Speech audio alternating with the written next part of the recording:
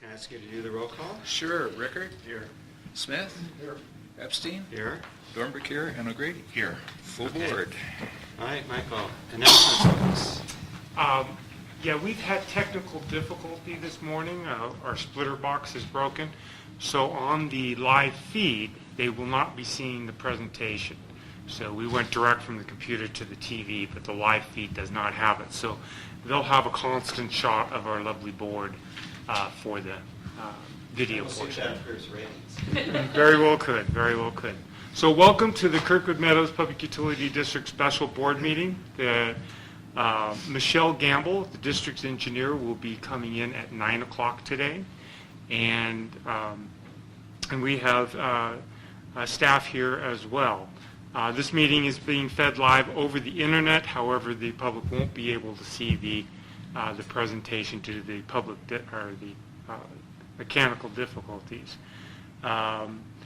If the public would like to make a comment or ask a question, please email msharp@kmpud.com and the board will respond. That's all I have today. Okay, great. Are there any corrections to the agenda or consent calendar anyone wants to offer? Okay. Hearing none or seeing none, can we move to the adoption of the consent calendar? So moved. Okay. Okay. So moved by Pete, second by Standish. And do you have? Say again. Who moved? I did. Pete moved and second Standish. And Standish seconded. All right. All in favor? Aye. Aye. Okay. Passes unanimously. So we're ready for item 8, finances.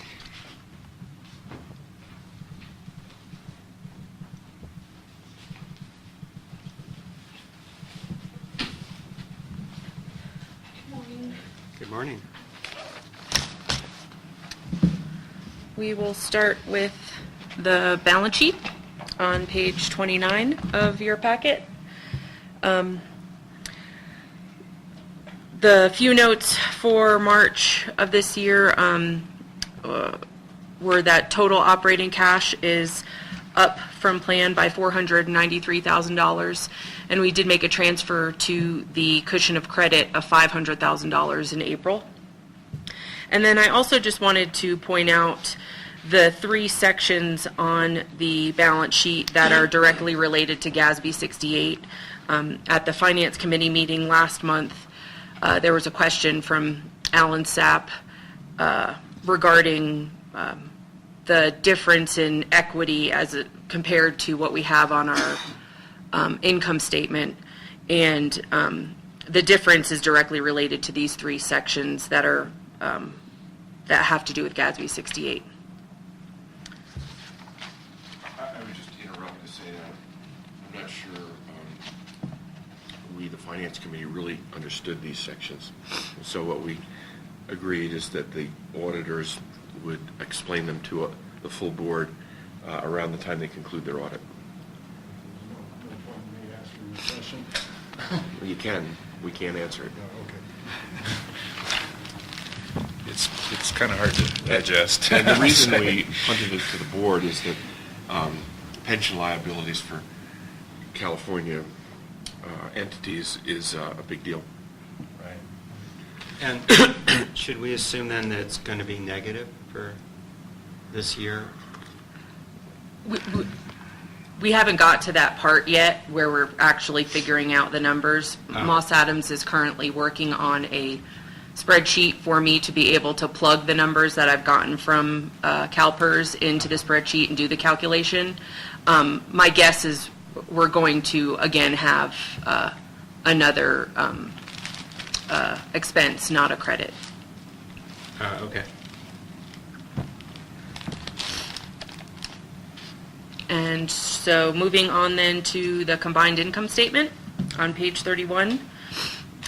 March revenues were up from plan by $104,000, bringing year-to-date revenues up from plan by $584,000. You'll also notice there were some overages in operations and maintenance that include $3,800 from the electric fund and $5,400 from snow removal. And also there was overages in contract services, which stems from a $6,200 invoice from Wet Lab for our quarterly monitoring well testing. Year-to-date total operating is up from plan by $205,000, and March is up from plan by $49,000. We'll move on to the water fund on page 36. Total operating revenues for March were right at plan, just slightly under by $237. Year-to-date, total revenues for water are up from plan by $10,392. Total operating for March was down from plan by $1,900, but year-to-date, they are better than plan by $20,000. And this is due to some savings in expenses and the $10,000 that we have over in revenues. Moving on to wastewater. Operating revenues for March were slightly up by $3,100. Year-to-date, they are up by $17,000. And this is where you see the overage in contract services for that Wet Lab invoice for the monitoring well testing. Year-to-date, total operating for water is down, or for wastewater is down from plan by $70,000. And that's due primarily to the electric use. Mm-hmm. That's the biggest part of their overage is the internal electric use. Moving on to electric. On May I ask a question? Sure. How much of that electric usage beyond what had been planned is because of all the I&I, all the infiltration? Does that use more energy as a result? I mean, Sure. is that a lot Sure. of that? Pumps and blowers and everything to process more water. But I think the main part of this is that we reallocated. It's just the percentages. Right. Okay. And I've worked on that for this upcoming budget to make it match more closely to how they're actually, how much electricity they're actually using. So the budget that we'll be looking at later on actually already reflects the increased electric usage that we're seeing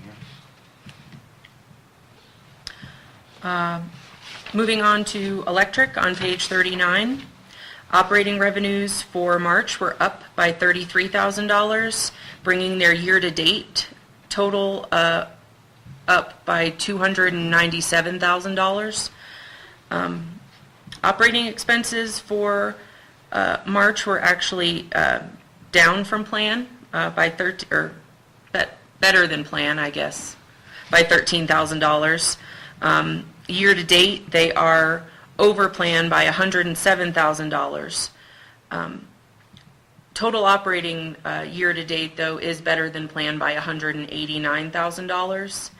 And total net income is actually better than planned by $236,000. And this is mainly due to the interest income that we're getting from the cushion of credit.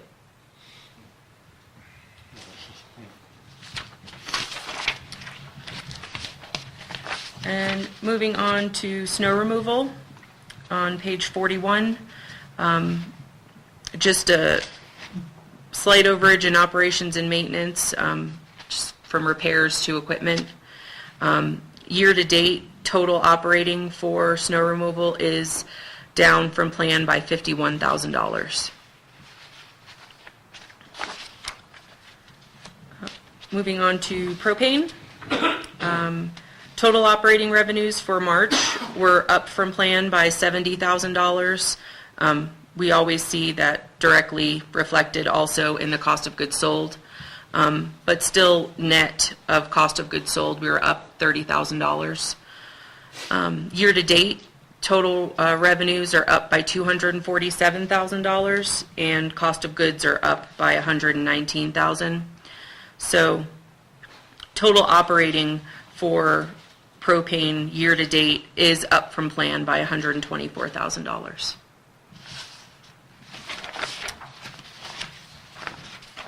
And that's all I have on income statements, unless there are any questions. Okay. March EBITDA. We were up from plan by $104,000, bringing our year-to-date up from plan by $583,000. Expenses for March were worse than planned by $56,000. Year-to-date, we are down $379,000, bringing our total year-to-date EBITDA better than planned by $204,000. So even with all of the extra expenses we've had, we've still made up for it in revenues, so that's good.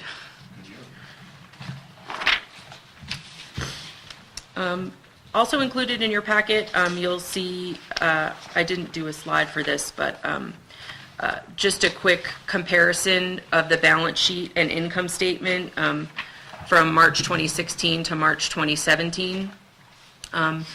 The biggest differences in on the balance sheet, we are up in cash from March of 2016 by $267,000 total. Operating cash is up $447,000. The other big difference that was noted was the total unamortized debt expenses, and this is basically due to the reallocation of our Out Valley, the work that we did on that. That's the biggest difference there, is because we had to reallocate some of those expenses. And then also the total net pension liability went from $382,000 to $713,000, and again, that's part of the GASB 68, but a big swing there compared to last year in March. On the income statement comparison, operating revenues compared to last March 2016, we're up $361,000. We are also up in operating expenses. Total operating expenses here says it's $1 million more, but really $465,000 of that is just the property tax allocation. So it's not a true expense because you see it come through under other revenues. So that nets itself out. It's just the way we have to move that money through the balance or through the income statement. So really operating expenses, we did have more, but not $1 million more like $500,000 more.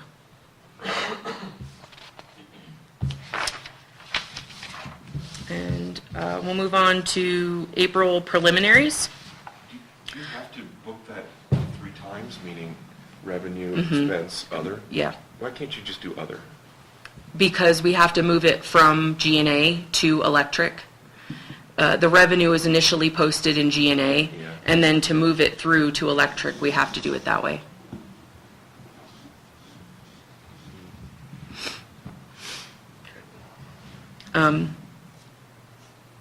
April preliminaries, operating revenues for April are up from plan by $75,000, bringing year-to-date totals up to $659,000. I don't foresee any large expenses in April, so I feel like April's going to turn out to be a pretty good month, even with the resort closing early. If we move on to the metered versus budget, you can see we metered 628,000 kilowatt hours. Our budget was for 575, knowing that the resort was going to close early. We were pretty conservative there. So we were better than planned by 53, almost 54,000 kilowatt hours. Last April, we metered 556,000 kilowatt hours. So we did better than last year by 72,000 kilowatt hours.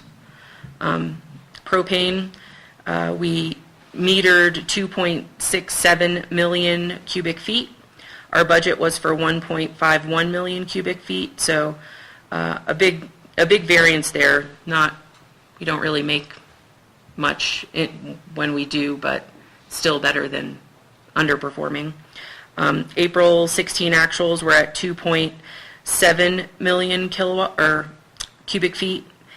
So we did slightly less than last April by 71,000 cubic feet. And then historical metered, you can see our biggest was in 2012, 662,000 kilowatt hours. Our lowest was in 2015. So 2017, very close to what our highest was, but not quite our highest April so far. So why do you think it would go down 200,000 kilowatt hours from 2012 to 2015? Well, that was because of the drought. There wasn't anybody here. That was our bad year. Is probably in 2012 what drives April business is snowstorms. So if I was going to guess, I would say that we had a couple of good Wednesday snowstorms that drove business, and it was early April, and they were still, really wanting to ski after a poor 2011-12 drought year. And they were open. The resort was open They were for open. all of April Right. that year. They weren't closing until beginning of May.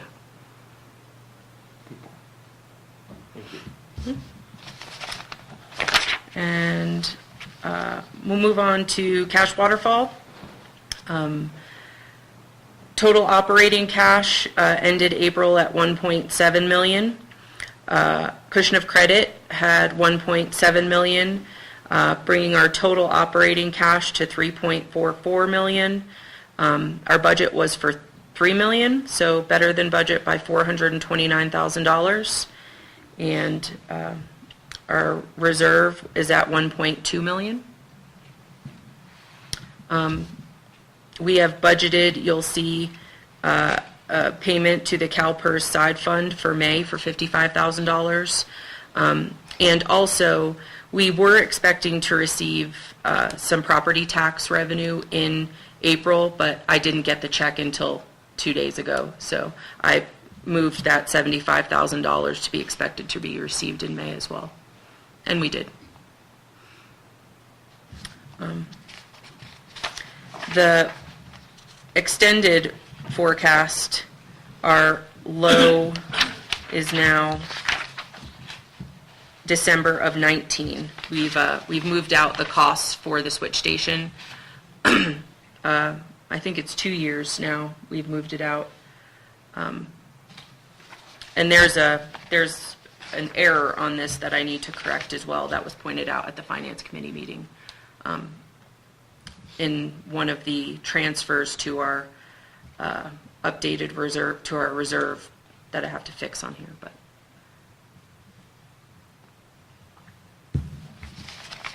And there was no new known budget variances for the month of April. So that is in your packet, but there's no slide because there was nothing new for once. And that's all I have. Any questions? All right. Does this cash forecast here include the non-payment of the December 2018 Russ principal? Excuse me, Yes. no, Russ notes due. Rollover, Okay. yeah.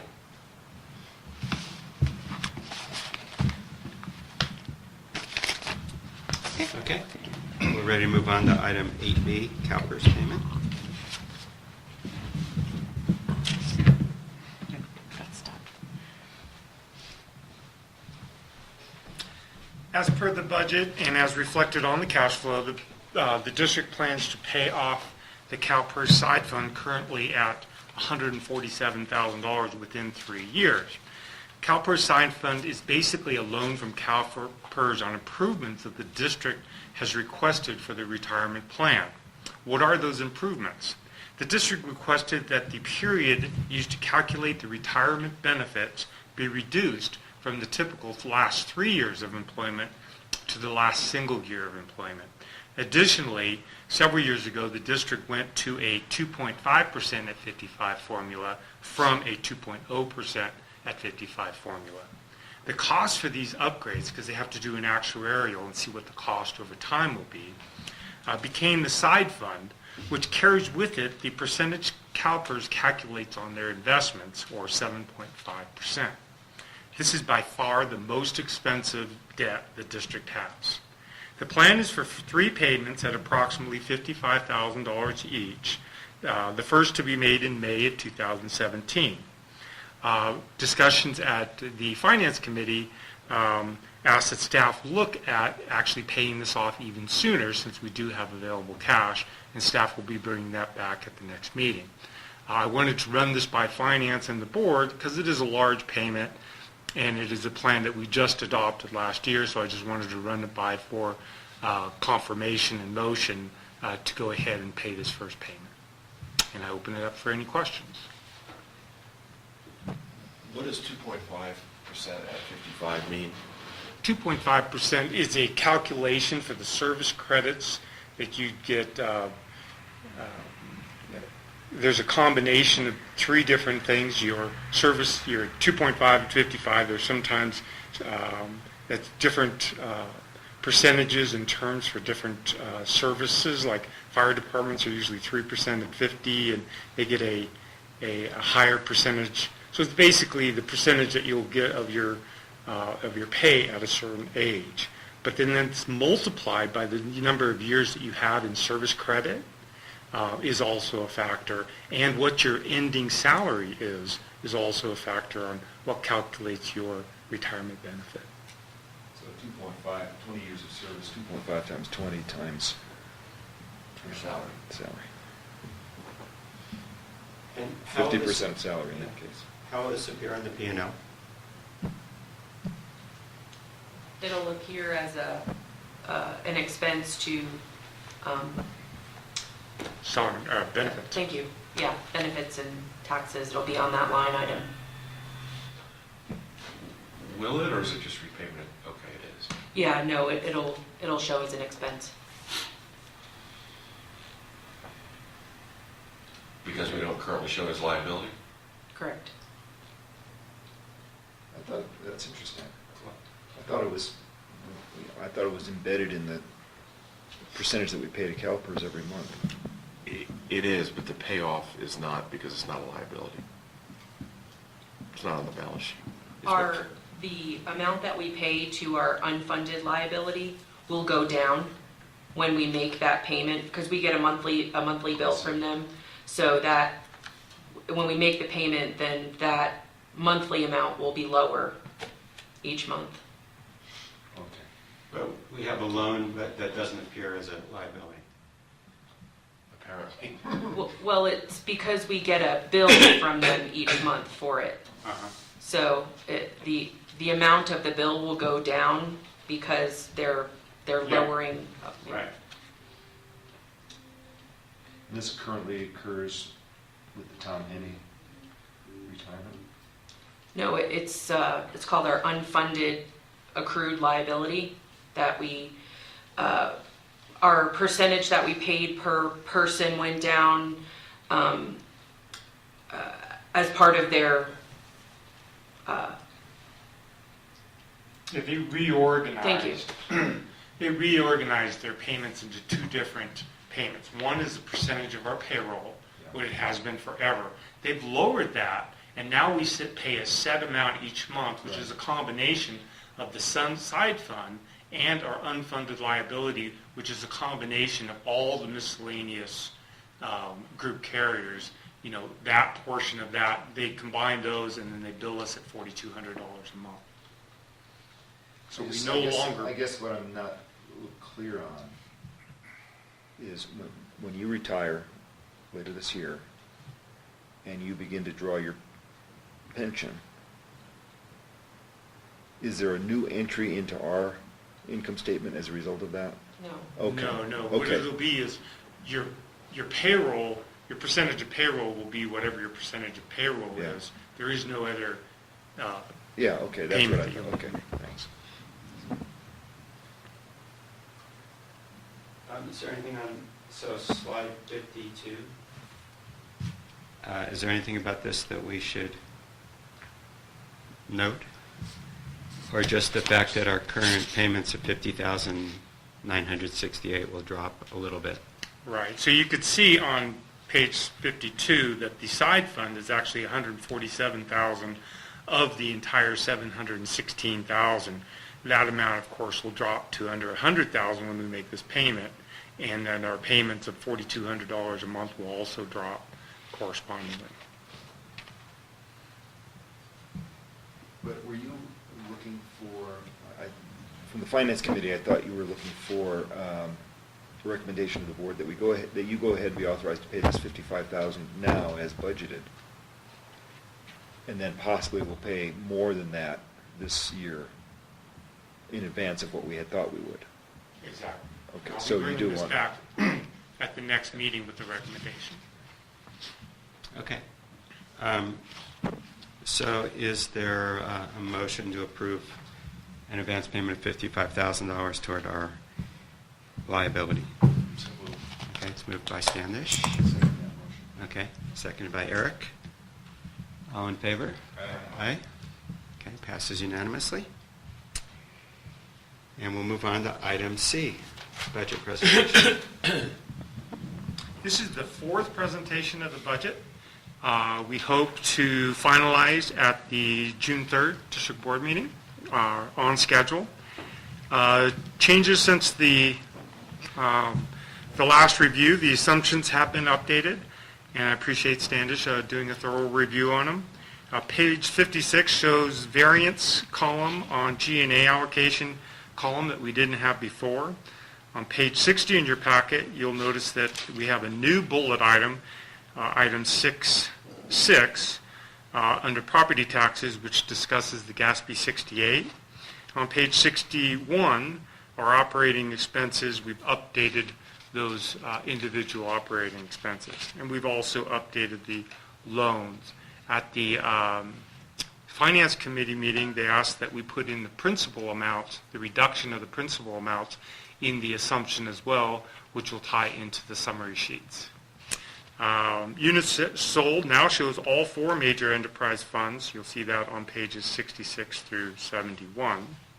Page 71, property tax has been updated and has balanced out after Kelly has gone through the operating expenses. Electric contemplates the construction of the switch station and the rollover of the rest debt due in 2018, 19, and 20. It also continues to drop rates by a penny a year as per board direction. Propane anticipates the installation of a 37,900-gallon storage tank.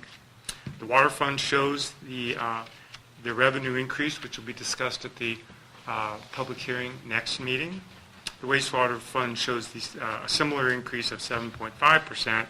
Also, the wastewater summary sheet and capital budget have been updated and has the collection system upgrades and membrane replacements that have been discussed. Snow removal shows a 5% increase on all accounts. Solid waste shows a 4% increase. The fire department shows a revenue increase in fiscal year 2018, which could come either through a fire assessment increase or through a similar mechanism such as a Melrose service fee or other mechanism. Kelly has produced a 1-year and 5-year consolidated income statement on pages 84 and 85. And Kelly has also produced a 5-year and 1-year balance sheets on pages 87 and 88. Capital plan continues to be adjusted as new information is gathered, but we're pretty well at a point where we're looking for final comments so that we can go into the June meeting with an approval. So with that, I open it up to any questions. I think this was fairly well discussed at the Finance Committee meeting as well. Yeah. I think our sense, or at least my sense, is that we're in very good shape. And Kelly and Michael and staff have done a very good job. I'm not completely done. I mean, I have been through the assumptions a number of times. I don't think you're completely done either. Anything to add or subtract, Eric? No, I think it's really thorough, and Michael answered the question that I had about the fire, property tax for fire, why it's zero in 2018. It's because more was allocated this year. It's rolling over. And, yeah, I think it's in pretty good shape. Okay, any questions, comments? Okay. Well, we look forward to bringing this back for final resolution at the next meeting. All right, then we'll move on to item 8D, workers' compensation insurance. I want to apologize that you have to look at me continuously, but Kim Norton is out sick and wasn't able to make it in today. And so she would certainly have liked to have been here today. As has been reported, the Aqua JPIA has determined that they will no longer be able to offer workman's compensation increase or insurance to our volunteer fire department at the current rate, as this function does not fit within their risk pool. Aqua JPIA notified the district that the annual rate for a volunteer would be increased from the $328 per volunteer that we pay currently to $5,000 per volunteer, starting on July 1st, 2017. Staff spoke to many different workmen's compensation providers to find a competent insurance for the volunteer fire department, and found that all of them would need the entire workmen's compensation coverage for the entire district to make it worth their while to take on that insurance as well. So this isn't just for the volunteer fire department, we're talking about our entire workmen's compensation package. Staff received 3 quotes. We currently pay $32,672. We got a quote from Aqua JPIA, which would increase our amount with them up to $85,000. State Compensation Fund, who you might remember we used to be with years ago before we switched over to Aqua, quoted $83,000. And we found a firm, SDRMA, which stands for Special Districts Risk Management Association, I believe. That's a stretch, but I think I got it. Quoted us at $27,535. So if the board decided to go ahead and join SDRMA, the district would need to make a 3-year commitment. We'd have to join at CSDA for membership costs of $3,888, but even so, our total cost would be $35,000, which is comparable to what we're currently paying, and we get the benefits of being a special, let me get this, California Special District Association member, and it's a membership organization that does training and things similar to Aqua, actually. The limits of coverage are increased from $2 to $5 million. A resolution would have to be passed authorizing the execution of the Joint Powers Agreement and participation in the program. We would have to execute the Joint Powers Authority, and we would have to approve Resolution 1706, which is approval and completion of the State of California application to self-insure. It should be noted that we're already self-insured. Any joint pool association is considered by the state a self-insurance, even though we're a member of many other agencies. So it is staff recommendation that the district switch our workers' compensation insurance coverage on July 1st, 2017 to SDRMA and approve resolutions 1705 and 1706, execute the necessary agreements, and become members of CSDA and enjoy the savings that I've described. And did we verify that they have a balance sheet sufficient to cover a claim? Yes, they do. Okay. They're a very large organization. Do you know how many public agencies, California public agencies are members? I think it's around 500, but I can check and get. No, I mean, ballpark, just wondering about scale. Yeah, and they do all sorts of different associations, which makes it really good for us because we have such a varied services. So they do fire departments, which brought us here in the first place, but they do electricity and others that Aqua is more in tune to just water and wastewater. Would we remain members of Aqua as well? Yes. They will continue to provide our property insurance, our liability insurance. However, there are discounts if CSDA and SDRMA provide discounts if you switch your coverage up to 5 to 10%, if you switch your property insurance and your liability insurance coverage. So we're checking on what those rates would be now, and we've had to send them financials already, and they'll do a risk management assessment of our district to see. And we'll be bringing that back as far as possibly recommending to switch over others if the costs seem the same. I know their training is something that we really appreciate through Aqua JPIA, is that they've provided us great training over the years, and that's one area that we'll have to make sure that CSDA provides the same sort of training as Aqua. I can use a couple more acronyms if you'd like. I'm just getting started here. So. I seem to recall that Amador County used to contribute to our workman's comp for the fire department. Is that correct or not? In some respects, yeah. That they didn't pay, and they stopped doing that? No, Amador County still is. It's the question about Alpine County. Of Alpine County, whether they're paying workers' comp, but Amador does. But didn't they used to pay our firemen's workman's comp at one They time? sent us a biannual check for workers' comp. But it's not enough to cover. I don't think it It's was. like $3,500. Yeah, it's not It's enough small. to cover the Oh, okay. I the don't know jump. what Yeah, Okay. percentages. They used to cover it in the old days, but not anymore. yeah. It's about $3,500 a year is what they send us. So they still contribute to Mhm. it? Okay. So the Personnel Committee's been following us last times and given the choice of an increase from 32,000 to 85,000 or just going to 34,000, we recommend approving these two resolutions. I've got, that just increases my faith in the Personnel Committee. Well, we did the math. Yeah. Thanks for that, Eric. Is there I'll any- second it. Oh, so do you want to move it? I'll move it. Okay. So Stanish is moving that we approve resolutions 1705 and 1706 as written. Is there a second? Second. Okay, and Jeff seconds. All in favor? Aye. Aye.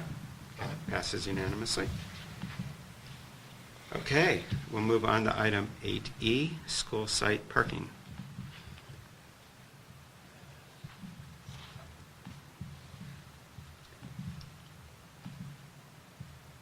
Rather dramatic picture. As you know, Kirkwood Resort Development is proposing a 117-unit parking lot to be constructed on the old school site parking lot. The district members and community members have expressed concern over this plan, including the ingress and egress of emergency equipment onto Loop Road during parking operations, skier pedestrian traffic on the road, skier traffic near the wastewater treatment plant, dumpsters, and the propane system. We have recommended that the use be used primarily for employee parking to try to get rid of the pedestrian traffic along that area. Snow storage, as the previous, this is the parking lot site. That is snow from the lower shop and Loop Road, and the question is where will that snow go in addition to the snow that will be on the lot itself. And paving, whether the lot will be actually paved or not, which we discussed at the last meeting. At the planning meeting, staff was asked to complete further research on this.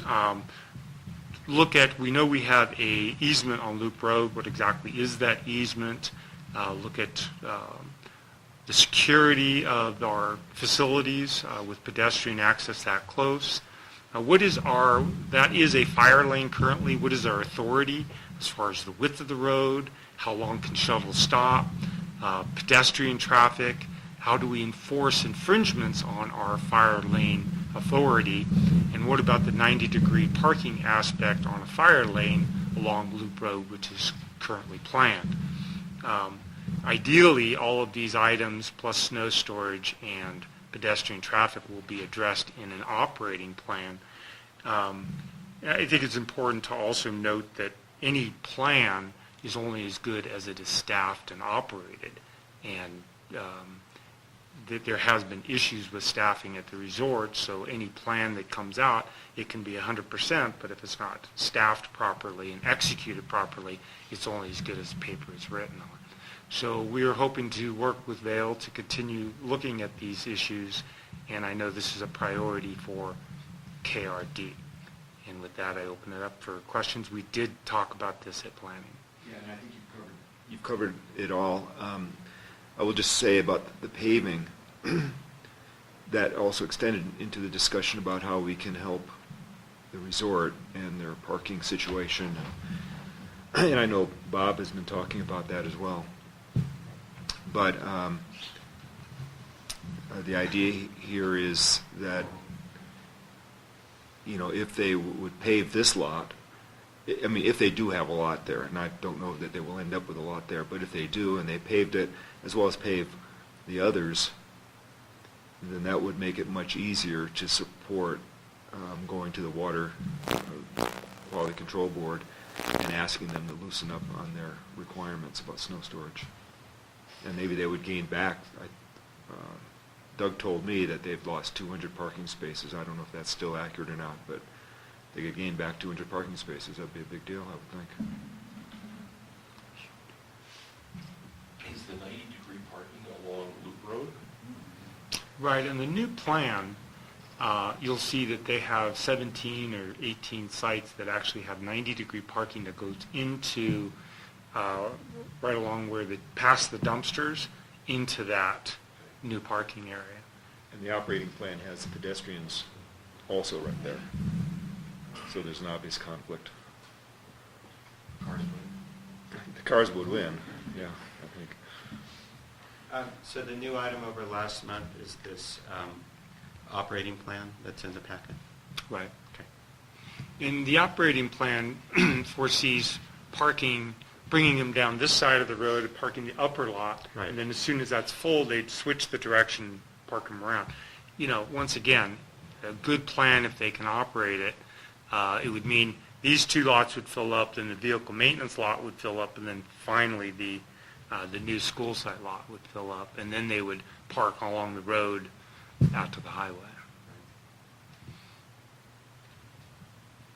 It seems to me that if you regard that lot as an asset from the resort's point of view, it's actually more valuable as snow storage than increased parking, because if they turn that into a parking lot, where the costs of moving that snow would probably be more than what they'd gain in revenues from more cars, or realistically. I mean, we're going to be talking about the fuel spill later on, but a third of that snow comes from in front of the shop and around the fuel island. Just to imagine that they're going to be allowed to push that snow further out into the meadow, to me, just doesn't seem likely. Anyway, for what it's worth. Okay, any other comments on this? All right.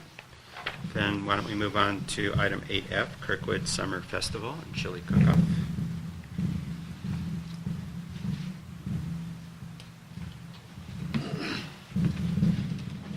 Well, good morning. We are getting very excited about our event that's coming up, and with the hard work of Cheryl Stern and district staff, I think we're completely on track. There's a few hiccups here and there, as there always is. We're increasing the amount of tables that we're ordering, tablecloths, and securing more volunteers with rite of passage, for example. But oops, going the wrong way here. We have the entertainment set up, and the entertainment will be Moe's Motley Blues, and they They were here last year. As you remember, Dave Meyer stepped in and played guitar, and the crowd seemed to like them, and they've committed to this event as well as for the chili cook-off, which I'll talk about in a few minutes. Also pleased to announce that our donation request letters have gone out to the vendors and the homeowners. Actually mailed them yesterday.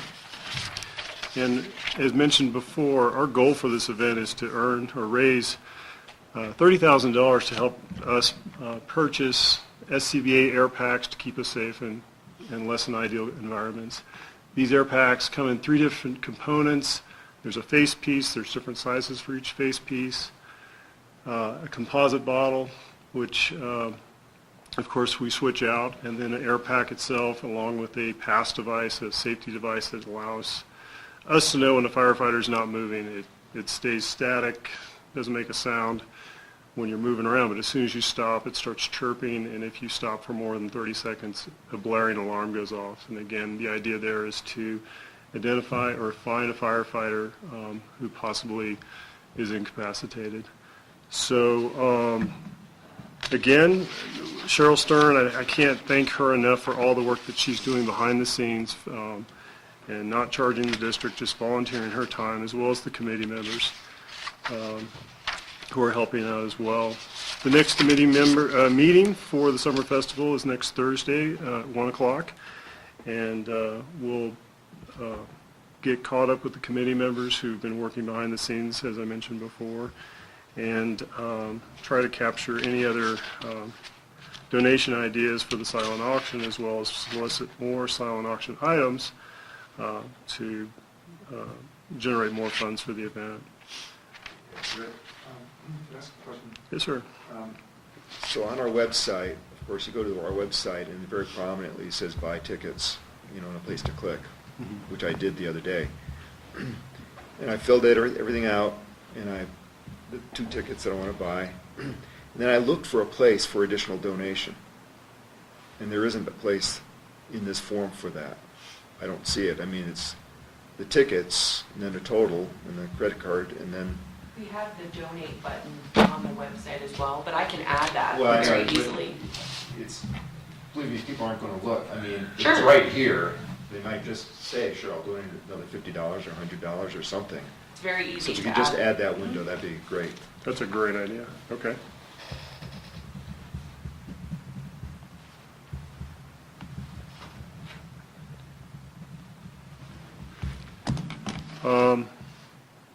Excellent idea. Absolutely, we'll add that. For advertising for the event, of course, we're working with the resort's website for the summer brochure. We're going to be posting flyers. And just as of yesterday, we're working with John with Kirkwood Property Services for the KCA's website, and to get the event posted, all the events posted on their website as well, and updated. Some of the information was dated, not correct. So again, I think we're on track for our event. We're very excited for it, and it's hopefully we just ordered the glass. I think the head count will be similar as it has been in the past. I looked at the years and dates for attendance, with the exception of the rain event, which we won't have this year. We expect to see 500 to 600 people at this event, and similar for the chili cook-off, we're also planning that event as well with Cheryl Stern, and she's been a great source of information on how she ran the event in years past. She and Bruce were able to get into the dungeons and the back corners of storage underneath some meadows to find the missing 30 clipboards from last year. I don't know if it was an ordeal finding these clipboards, but also 15 tents, which we use for both events. We'll gather all that stored equipment and bring it here to the district and make sure it's all clean and good shape. And we have full support from the KCA as well to host both events, so we're excited for it as well. So that concludes my update for both events, unless there's any more questions from the board. One very small one, the branding for the chili cook-off. Is there any consideration of maybe modifying the logo so it has some difference on it and some connection to us? For this year, the branding's been set because we ordered the glass. For the chili cook-off? For the chili cook-off. Okay. For next year, we certainly consider changing that at board's direction, if you're willing to take on the event for next year as well. Okay. You want the chilies to face each other or something? I want them to put out a fire, not start one. Rick, did you say if you choose to take it on next year, meaning that's unclear, or? I thought we took over this event. We definitely took over the for this year, but I would think the board would like to see the results, see exactly what the return on investment for our time, donations and so forth, and then have the opportunity to say, yeah, we fully want to take this event for future. And do you have a goal for return on investment, meaning money raised from the chili cook-off? You mentioned 30,000. And by the way, is that net of our costs? That would be net. Okay. Correct. What's the goal for the chili cook-off? I'm unclear. We didn't get good data from KCA last year, but we did get a lot of good information from Cheryl from the previous events. She felt like that we could earn, I think it was 11 to 15,000 for the event net. So, is that about right, Michael? 7,000. 7,000. So it was gross and then 7. Okay. We'll find out.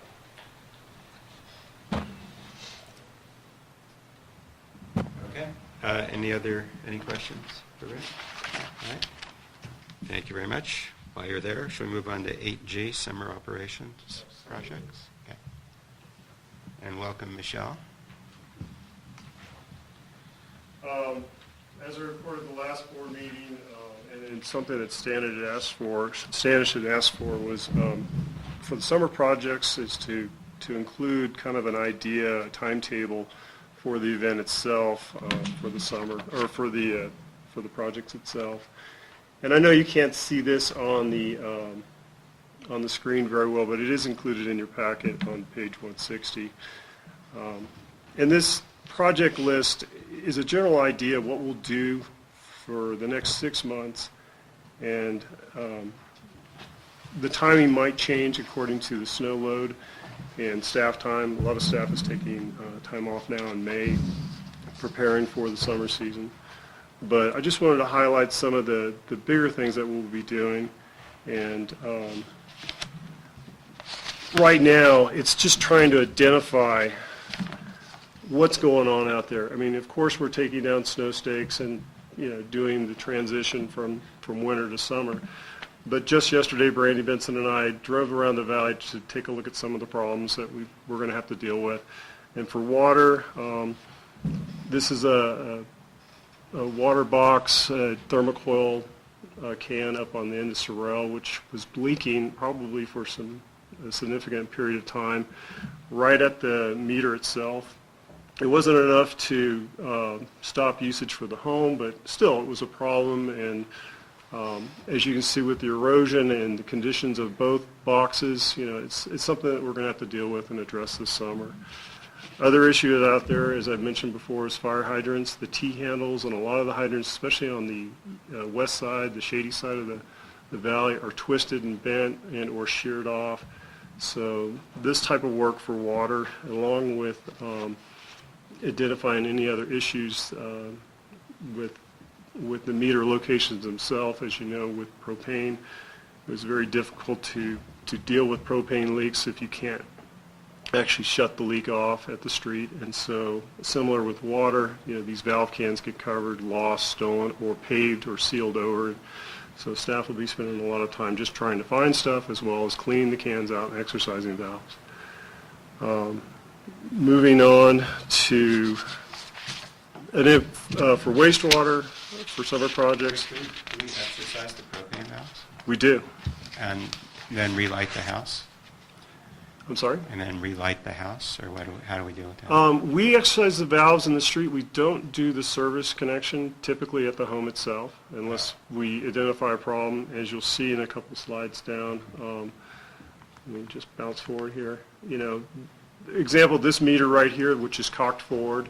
If we're going to touch a meter and adjust it and make sure it's secured, We may or may not exercise the service valve that's hopefully down below, or unbury it and expose it so we can do something with it.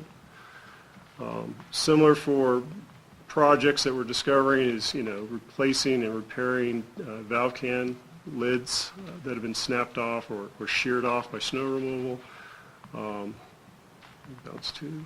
And then this is a transformer at the end of Glove Rock that is rocked back on a previously what we think a fiberglass pad that it sat on. It actually, the pad's disintegrated, and clearly a problem. So just a hint of what's to come this summer, along with the special events, and of course some hydrant stuff. Enough people to handle all this? I think we do at this point. This isn't our first rodeo with summer events, and so we're pretty good about our timing and making sure we can get things done.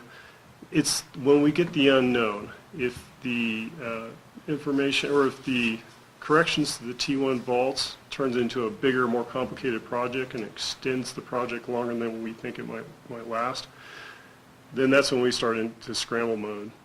If we get into chipping and find that during these big storms that we had in January, February, and it leaves a ton of debris out there and it overwhelms our ability to remove, and chip material off-site, then we certainly could consider hiring another summer laborer, a part-time person. But at this point, I feel fairly confident that we'll be able to handle it with the existing staff. The collection system inspections, repairs, is that going to be largely done by an outside contractor? That'll primarily be done by Summit with district staff's help, and I know Michael will be talking about this in a few minutes, so we'll kind of defer to that. But to answer your question, I think right now we're able to do it with the existing district staff.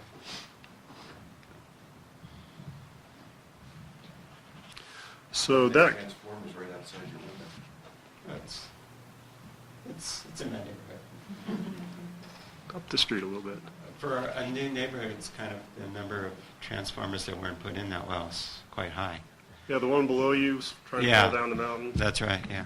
I notice there's a stake leaning against yours or next to the one by your home, so we'll be busy. Yeah. But we look forward to it, and that concludes my report for summer projects, unless there's any more questions from the Any board. questions for it? Okay, thank you very much. Let's move on to item 8H, electric hedge. And the hedge trimmer is arriving. And I just got an email from Cheryl Stern. 7,000 is correct for the chili event.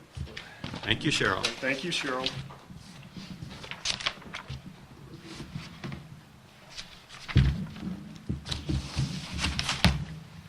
Next.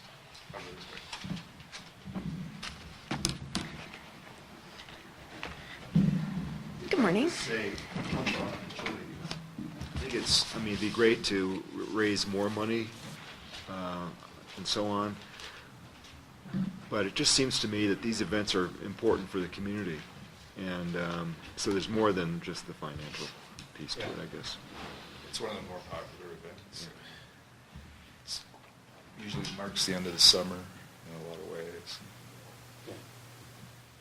Yeah, I think the intent of the summer festival and now the chili cook-off originally was never how much we made, but how we communicated with the community and how they were able to get together and show that we are actually a community. And we're very supportive of both events. And bookending the summer like we're doing is really beneficial, not only for the Kirk community, but Vail Resorts and just our name out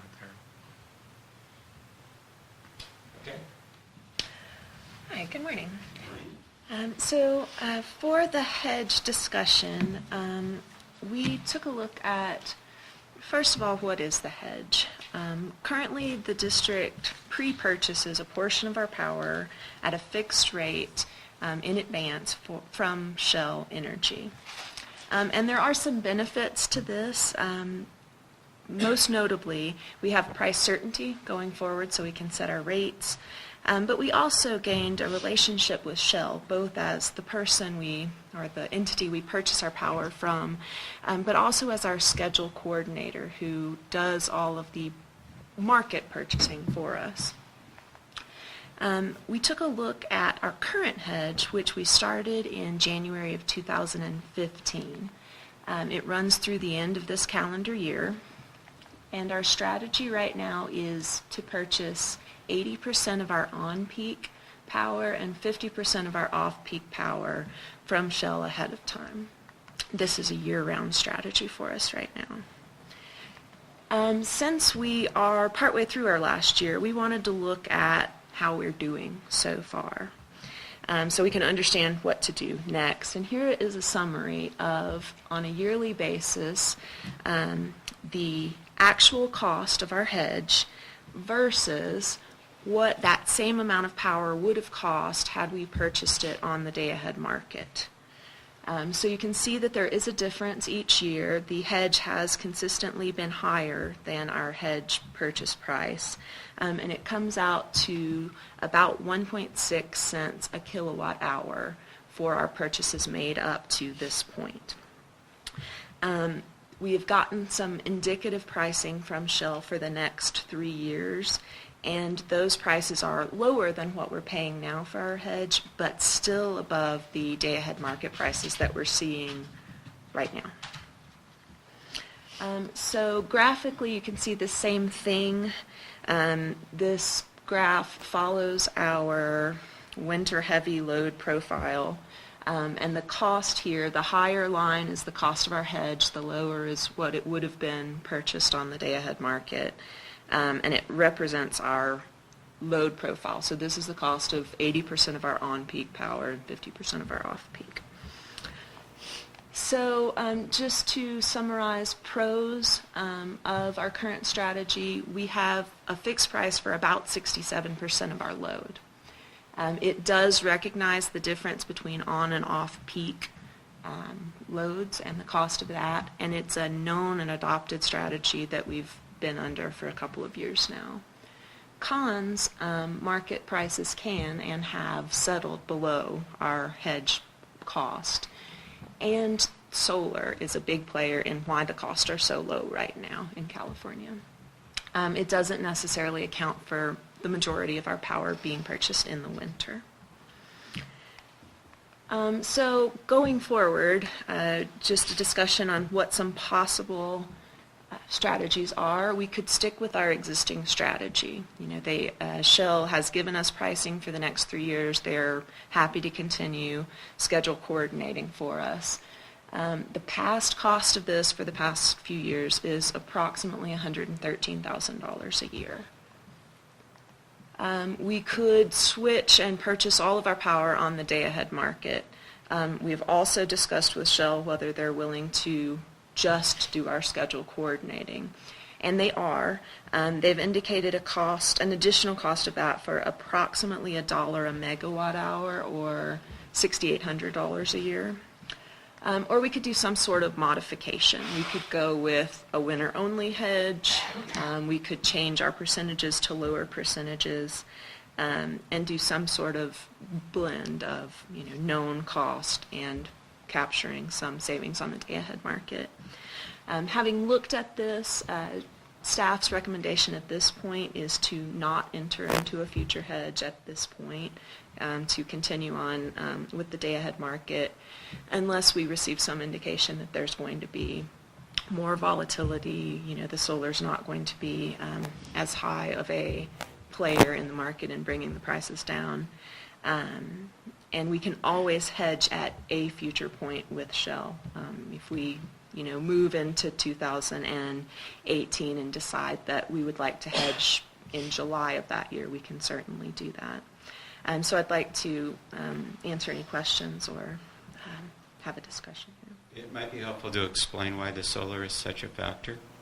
And the main reason why is as the renewables have been installed, the existing power plants haven't been retired, and there hasn't been an increase in demand. So the net effect is a lot of the solar during the day are curtailed. They're actually disconnected from the grid because there's not enough demand. to do it, and that's what's driving prices. That's one of the factors driving prices down, and that's only going to continue for the foreseeable future because we're now at a 50% renewables. The most recent solar plants are cheaper than gas. So that problem is going to continue. So what we're really betting on is that there isn't going to be a major change in natural gas prices. And there were some charts on that, but maybe you could comment on what Shell's view is on natural gas pricing. As far as the natural gas pricing, Shell feels confident in the supply. They did not see volatility coming our way from the natural gas supply. Yeah. So someone selling us a future has to factor in the risk that prices will go up, and they charge us for that risk. So the bigger risk is in the winter, then. Not only because of our load, but because that's when natural gas would be most used, or it might be most expensive. Just because natural gas is used for other things as well. The risk is, I mean, everything's kind of turned on its head with the solar. Yeah. It used to be summer was the highest expensive, and now it's winter. We used to think that we were in the sweet spot because nobody needed as much power in the winter, but now winter costs have outpaced that.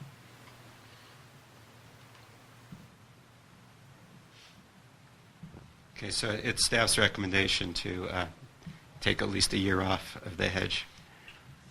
The Finance Okay. Committee's recommendation was that, but to keep it on the agenda and consider it further. Yeah, this is reminding me a little bit of what people do in the stock market. When the market is really high, people say, oh, I better buy. And when it's really low, they say, oh, I better sell. And they should be doing the exact opposite of these things. And we're not falling into that? I mean, I guess we're using more information than you might have on a stock market. That thought occurred to me. However, the way Bob phrased it, which is there's a possibility to go up, so they have to charge us for that, is, kind of like what Mark Duvall was saying at our Finance Committee meeting. Which is your risk is if it's super volatile. And I think that volatility has dramatically reduced over the years, especially with Cal ISO's involvement in the balancing of the market. And so I don't see, back in the day when 3.5, 4 years ago when we did this, we had a lot of recommendations for hedging, but the prices were quite high at the point, and we had Don Dame involved, and we went with the 3-year hedge for security reasons, but I think we've seen that the market is pretty stable. And then, so a couple things. So we could have another 3 or 5 year relationship with Shell, but modify our strategy as we go along. And then we would then have time to see what the WAPA, the hydro, how that would kick in or not kick in. So we wouldn't be tying ourselves into any hedge when we don't know exactly how WAPA will be affected, which should be at the end of this year. We should be able to see how our application does. And do we buy the renewable energy credits ourselves? Or? We have in the past Yeah. discussions with Shell. They can certainly offer that product to us, so we will be approaching them about future purchases. Okay, and that's still a nominal cost. And when do we need to make a final decision and go forward with this?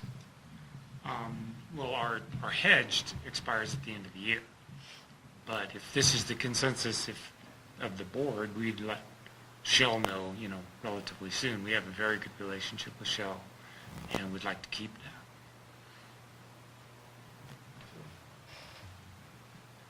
I know I was one of the ones in the Finance Committee that wanted more time, but I just don't know that we'll have any more information that would,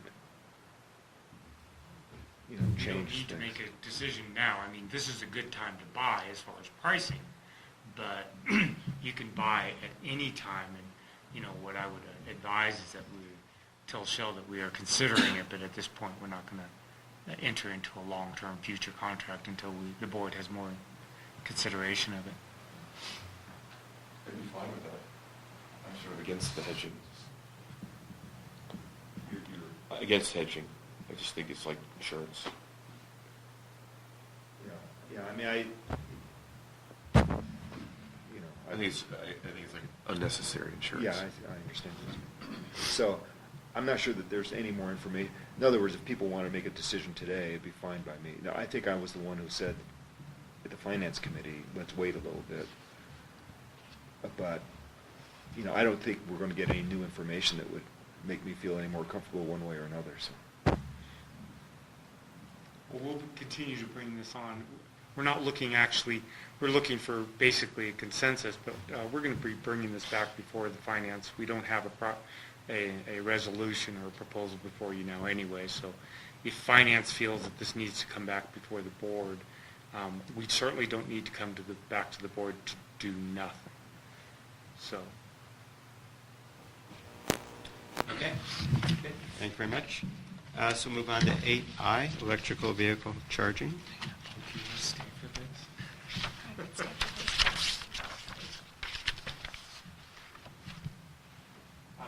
District has been working with the planning committee on the subject of electric vehicle charging stations here in Kirkwood.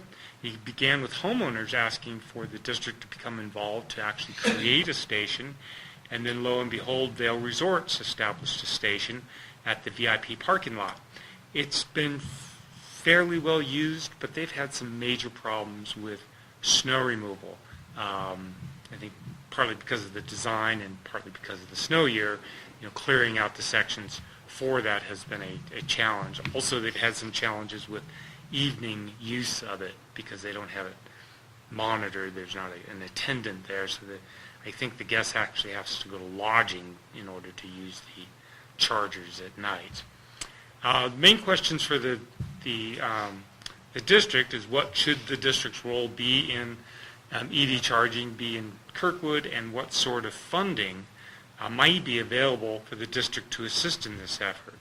So we contracted with EV Charging Pros to identify potential sources of funding, either for a public charging station or a rebate program. And John Kolb of EV Charging Pros gave us a report, which you'll see in your packet. The report goes over the type of charging system available and how long does it take to receive a charge. I thought it was very interesting.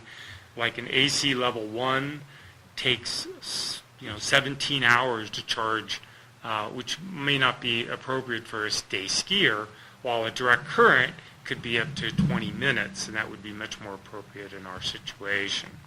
The report goes into sources of funding, federal tax credit, California incentive programs, etc. And it identifies that the best source of potential funding is another long acronym, is ARVFTP, which I won't ever repeat. And this is a program which has already placed charging stations in the state. They've installed 6,663 and planned for another 1,800.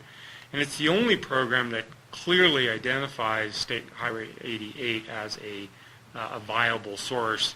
And the block grant through the ARVFTP was awarded to the Center for Sustainable Energy in February of 2014, and the program is to be released in the second and third quarter. And once again, it's the only program that specifically identifies Highway 88. So, so the questions still remain. There seems to be available funding through this organization, but where do you, if you were going to go for a public site, which seems to be the most viable, because that's what this funding is for, is to put plugs out. Now, the rebate program is not actually in that charter, so it doesn't seem like a viable source. So where would you put the site? And one site that has been discussed at planning is out down by the service center along Highway 88. Is there power available at that site? Is there sufficient power to put in, these level 3 chargers, which takes a lot of energy? Who's going to operate it, and how is it going to be operated? The design of it, how are you going to deal with snow load, and how do you collect payment from the guests, through a credit card or through a swinging gate and all the questions that we've asked in the past. So at the planning committee, they directed staff to discuss the issue with people that actually own land on that side of the highway, which is Vail and KRD, and see if there's any interest in this, and then just to pursue this as far as how those entities feel about it. And with that, I know that Eric and Jeff are here from the planning committee. That's a very good summary. I mean, I am curious to know from the other board members how important you think this is, given that Vail has put in 6 chargers. That's one thing. And then secondly, given that there appears to be funds available, and John Collab, our consultant, said he was, and he seems to be a pretty realistic guy, he said that he thinks we would have a very good chance, if we have a plan, of gaining funds for an installation. Now, I don't know at this point, is it matching funds? Is it all of it? Is it 80% of it? We don't know, because the program hasn't been released. By the Center for Sustainable Energy is the entity that's managing this block grant. But it's $200 million. Highway 88 is designated. And as I think Jeff pointed out, that given the amount of power that's required for these fast chargers, they're really, I mean, where along Highway 88 from Jackson to Nevada is there power? I think we're about the only. But I don't. Is that? I'm curious to know if that's a DC fast charger. I don't know if that's a fast charger. I don't know that they could add any more down there to what they have. I've never viewed, but I thought Tesla paid for them to put that in. Well, I know, but I just don't know if it's a fast charger. Oh, okay. 20-minute, Right. charge up in 20 minutes kind of charger. I don't know, but between Jackson and Sorensen's then. So the question, and that's not on 88. I assume that that's for use by Sorensen's people, but I don't know. In any case, It's on 80. oh, it is right on 88. And it's used by customers. So anyway, it seems like a very, if this program, if the state really wants a charger on a charging station along Highway 88 at a pretty strategic point, this would be it. But, Does it have to be actually physically on the highway? well, I Could think it it would be have in to be the valley? accessible to people from the highway. Yeah, we don't know the details. We don't know that, we don't know Because those details. that's kind of problematic getting from the service center into Kirkwood. I mean, the shuttles they don't like to do that. I think this would be more people passing through. So they'd spend 20 minutes at the end, basically. Yeah. If I were on the inn, I would want a reason for people to stop, Yeah, oh yeah. besides the delicious food. And great But, service. And great service, yeah. So, Can I you mean, I charge think that- motorcycles? I think that there's not a lot of staff effort required to have the conversation with Vail and with Nate. But beyond that, I guess we're a little unsure about how much effort should go into this, given that it would probably have to be actually a building that would house these things. And it might be a situation where it's really like a little parking garage, a 3 or 4 spot parking garage where you have an arm, you put a credit card in, the arm goes up, you go in Right. for $20 for 20 minutes or something like that. And you put the credit card in on the exit side, and then you get Right. charged. But there's a lot to this, and Sure. getting it designed, getting the power over there, and so on. There's a lot to it. It's not going to be just installing charging stations. Can you So- clarify that the funds are available for any entity that has a good proposal? They don't have to be a nonprofit or public agency. I think it's to any entity, I think. I'm pretty sure, Yeah. it didn't specifically say that, but I think that's what it is. So I was just curious to know your thought. I mean, is this worth pursuing very much, given that Vail has the 6 charging stations? Is this something we should be doing if money's available? So, I'll go first since you asked the question. Given that we're going to have a transition with the general manager and the stormwater, solving the wastewater problem is probably our number one priority. I could easily imagine deferring on this, particularly if they or somebody else can do it on their own. If they ask for assistance, we could help. But I don't see why this is this would be the priority for us. I have a question, which is the power available there? I don't know. Currently. No, there's not enough power. Well, we'd have to check, but it's not our power. We don't have a service line that goes onto the north side of the highway. You know, one of the questions that might,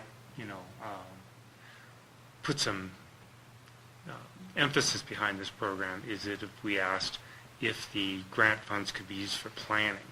And if they could actually be used for planning, then it's a whole different story as far as, researching this. But if it's all staff time, then that's a different story. Yeah. The other thing I would just add in is we do have planned beginning of June this economic development, start of a committee in that, and it's something that can be brought up there because attracting people to stop on their way is a net value. It's just not to us specifically. Well, unless we own the charging station. I mean, I don't know. Well, we're the only supplier of power, Yeah. so we make more money by selling, since power costs us 11 cents, and we'd sell it for more than that.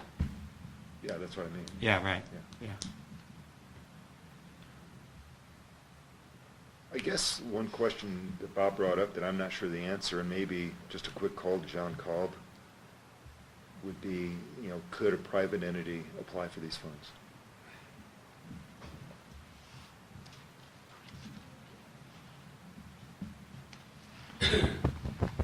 And just for clarification, on those 6 chargers that they'll put in, are any of those at the supercharger? They're level 2. They're all 16 level 2. kilowatts versus 8, so. Yeah. Yeah, and the one at Sorensen's is a level 2 as well.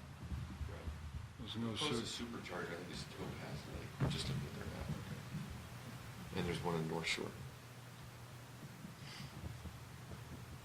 Well, so I think what I'm hearing is that go ahead and have the conversations, maybe find out, answer that one thing, and then we'll figure out whether it's worth going ahead any further, given everything else that has to be done.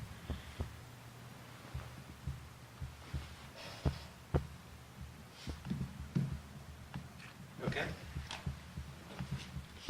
Then why don't we move on to 8J, performance reporting?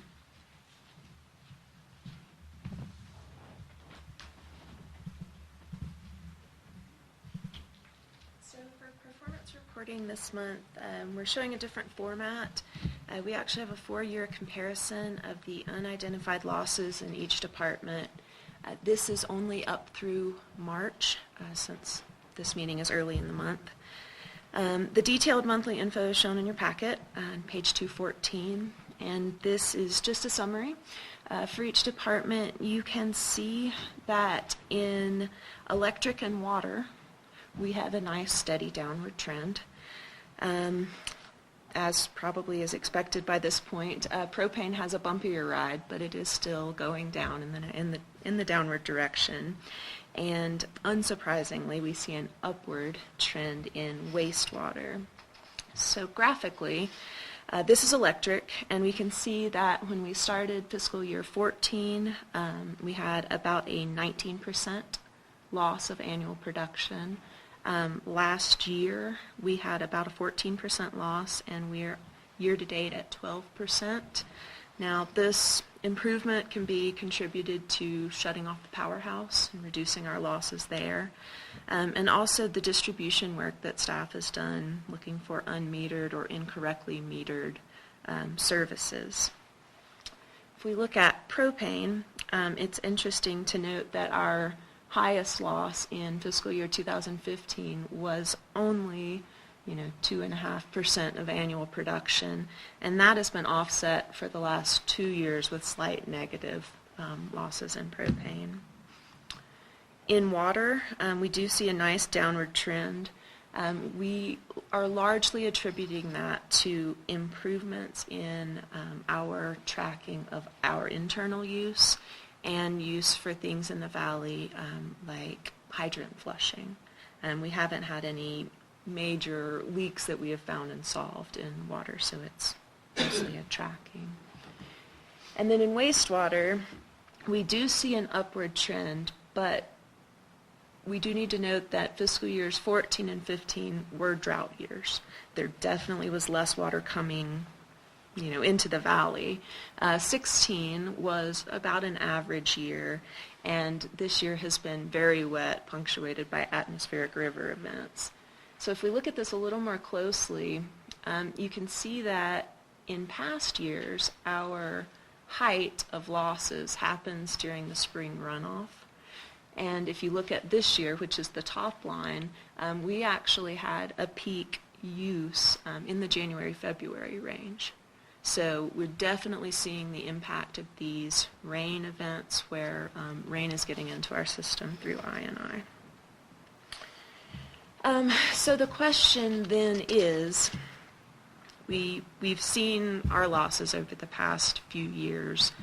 How much is that costing us? And so we took a stab at calculating a cost for these losses by calculating a marginal cost. So we figured that to be cost of providing an additional unit after our budget is met. We applied applicable variable cost per department divided by budgeted production. That's including power purchases, propane purchases, 50% of salaries and wages, 50% of operating expenses, and 20% of our interfund, which includes electricity. Now, we discussed this approach extensively in planning, talked about determining whether a better percentage for things like salaries and wages might be appropriate. We're certainly going to revisit that. But is there anything, Eric, that you'd like to say on our calculation here? Really interesting analysis. And as I said in planning committee, I was thinking of the marginal cost question a little bit differently. I wasn't thinking about beyond budget. So I still have to get my head around how you've done that, but I still think it's extremely useful. Well done. And I guess my question about the salaries and wages that we brought up was really if we didn't have the additional or the losses in electric, let's say, the $1 million, would we really reduce our staff by that much? Right. And I'm not sure that we would. So. Well, and there's the reverse question, which is if you sell an extra 10% above plan, I didn't notice any salaries or wages going, there wasn't any change there. Our fixed costs are covered 100% at plan. And if we sell above plan, and unless there's I could imagine a case like when the treatment plant that there's overtime that has to be done or something. So that might, but I don't. So that's the thing I wonder about is, show me where the cost actually is when you go above plan. Yeah, and as we discussed at planning and finance, we had to start somewhere, but we're going to be revisiting these. I think there is some justification for some salary and wages and some operating, but what that percentage should be, we'll be revisiting. Yeah, right. No, I think it's a good first start. Now, we currently pay a marginal cost of 13 cents for the excess for solar, but this calculates it at 11 with a generous labor component. Does that mean the 13 cents is probably too high, or? I think we need to look at it and look at our calculations for the 13 cents as It well. only affects one customer, but. Right. Yeah, Take a we'll be look at looking at both those, the net metering issue and this. And Yeah, it's just, that's the only place where the actual marginal cost shows up, externally? I think what she's going to go into next is, I thought, what was really useful. So we will certainly revisit our assumptions here, but using those assumptions, this is what we came up with for marginal cost for each department, and they're shown here compared to our current rate. So electricity, 12 cents kilowatt hour, propane 5.7 cents a cubic foot, water 64 cents a 100 cubic feet, and wastewater $1.77 a cubic foot, 100 cubic feet. If we compare those, or apply those to our performance report comparison that we saw just a minute ago, we can see the cost for losses in each department broken down. And that's what you see on this slide, which is also in your packet. So you can see our total cost per year, including the current fiscal year, and how that's broken down for each department.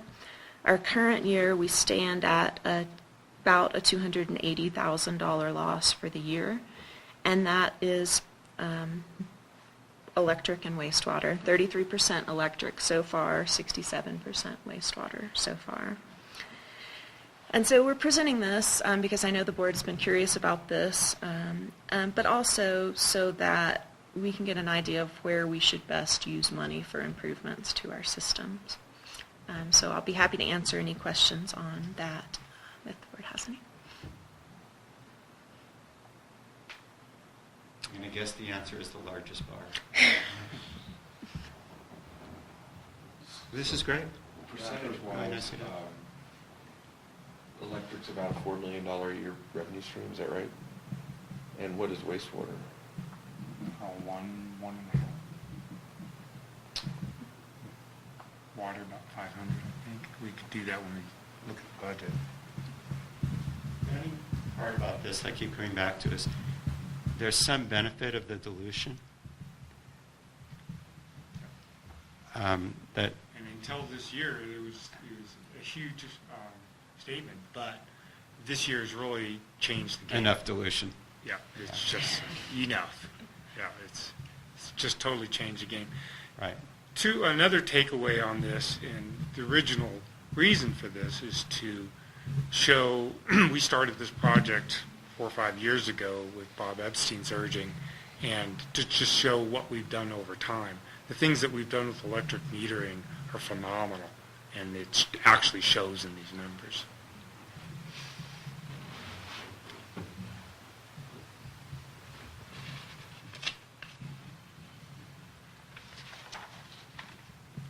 Okay. Anything, other questions? All right. Thank you. Then we're ready to move on to district capacity update.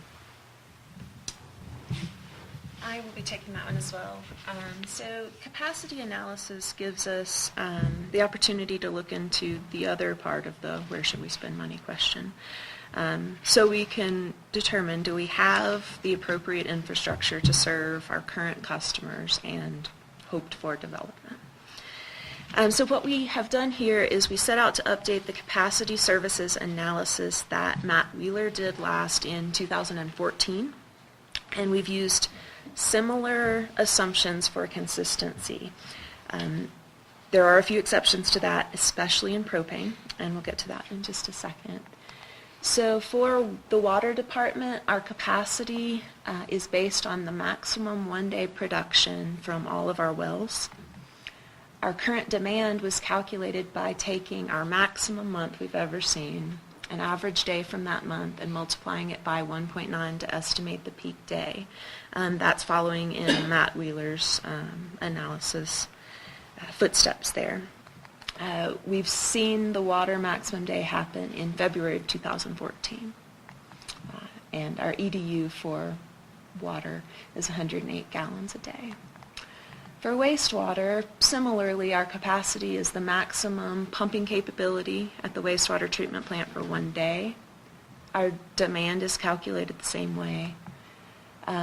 Interesting to note that our wastewater maximum demand occurred in February of this year, probably unsurprising. And our EDU for wastewater sits at 239 gallons a day right now. For electric, our capacity is based on an out valley capacity minus a 10% safety factor. And we're basing current demand on peak production hour rather than day for electric. And this also happened this year in January. Our EDU for electric is 2.8 kilowatts per hour. And then for propane, this is where our major assumption shift happened. In 2014, Matt Wheeler assumed worst case scenario 5-day road closure. We saw one of those this year, which made us want to update that. So we've actually updated our assumption to a 7-day road closure. Our current demand is calculated similarly to water and wastewater by taking the average week from the maximum month of production and multiplying that by 1.9. That happened in December of 2015, and our EDU for propane is 69 gallons a week. So with all that said, we compiled all of that into a summary chart that shows capacity, current demand, available demand, and how many available EDUs we have left in each department. As you can see here, we're in good shape for water, good shape for electric, less so in wastewater. We're still in okay shape, but it certainly emphasizes our desire to repair the collection system because a lot of what's driving our maximum demand is I&I. And then in propane, you can see that when we adjusted our assumption to say if we had a 7-day road closure in the very worst case situation, over Christmas, full occupancy of the resort, the roads closed for 7 days, we need another tank here. And that is why that was moved, into this year's capital budget. The notion of road closure and at full capacity seems a bit contradictory, right? It does. I agree. It would. It's it the would road certainly closure. be- They need to close it like at 3 o'clock and not tell anybody for 7 days. Right. Yeah. It certainly, I Right. mean, It's might still, be overly it's still a problem to be conservative. fixed. It's still a problem to be fixed, and it might be overly conservative. I do agree, but that is how we had looked at this. So we presented this both to operations and planning, and I'm happy to answer any questions on this. Yeah, no, I thought this was a very interesting analysis. We had the same discussion about conservative or not, but I think at least Jeff and I and the other committee members said it actually is feasible that it could happen. Yeah. Well, we It could had happen. people trapped here. Yeah. 120 people at the lodge, what was it, 2 years ago? Yeah, and if they are On a trapped, weekend. it's because it's cold and there's a lot of demand for propane, yeah. It also gives good justification for the capital expenses that we're going to be undertaking. We'll be using this data next month to justify our rate increases in wastewater. I think it ties in very well to the capital expenditures. The one addition that we've made in planning is for water, and it has to do with the storage for emergency purposes. We are shy of that right now, and so whether that's put into the fire or put into water, it comes down to having storage for water. So we are shy of that. Why does wastewater, if you have a capacity of 345 minus 294, why is it not equal 1204 like the others? 1204 doesn't look right, is it? Oh, 51204? Oh, I'm sorry, 51204. I thought it was in dollars. Okay, good. Oh, okay. Does kind of look like a dollar sign. I'll use a different font. So yeah, the available demand is based on that EDU per day, not the maximum day. But I can make a better font No, next that's time.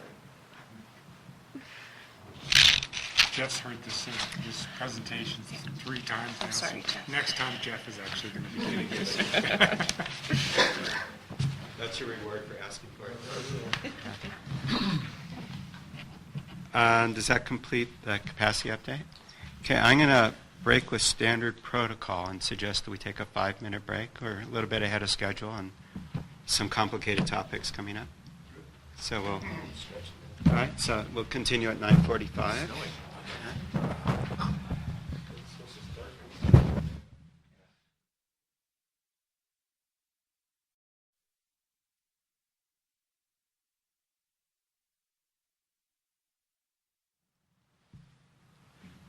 Would you take a look? Yeah, thanks, Kelly. To do some spot welding or something? I think that's what I heard.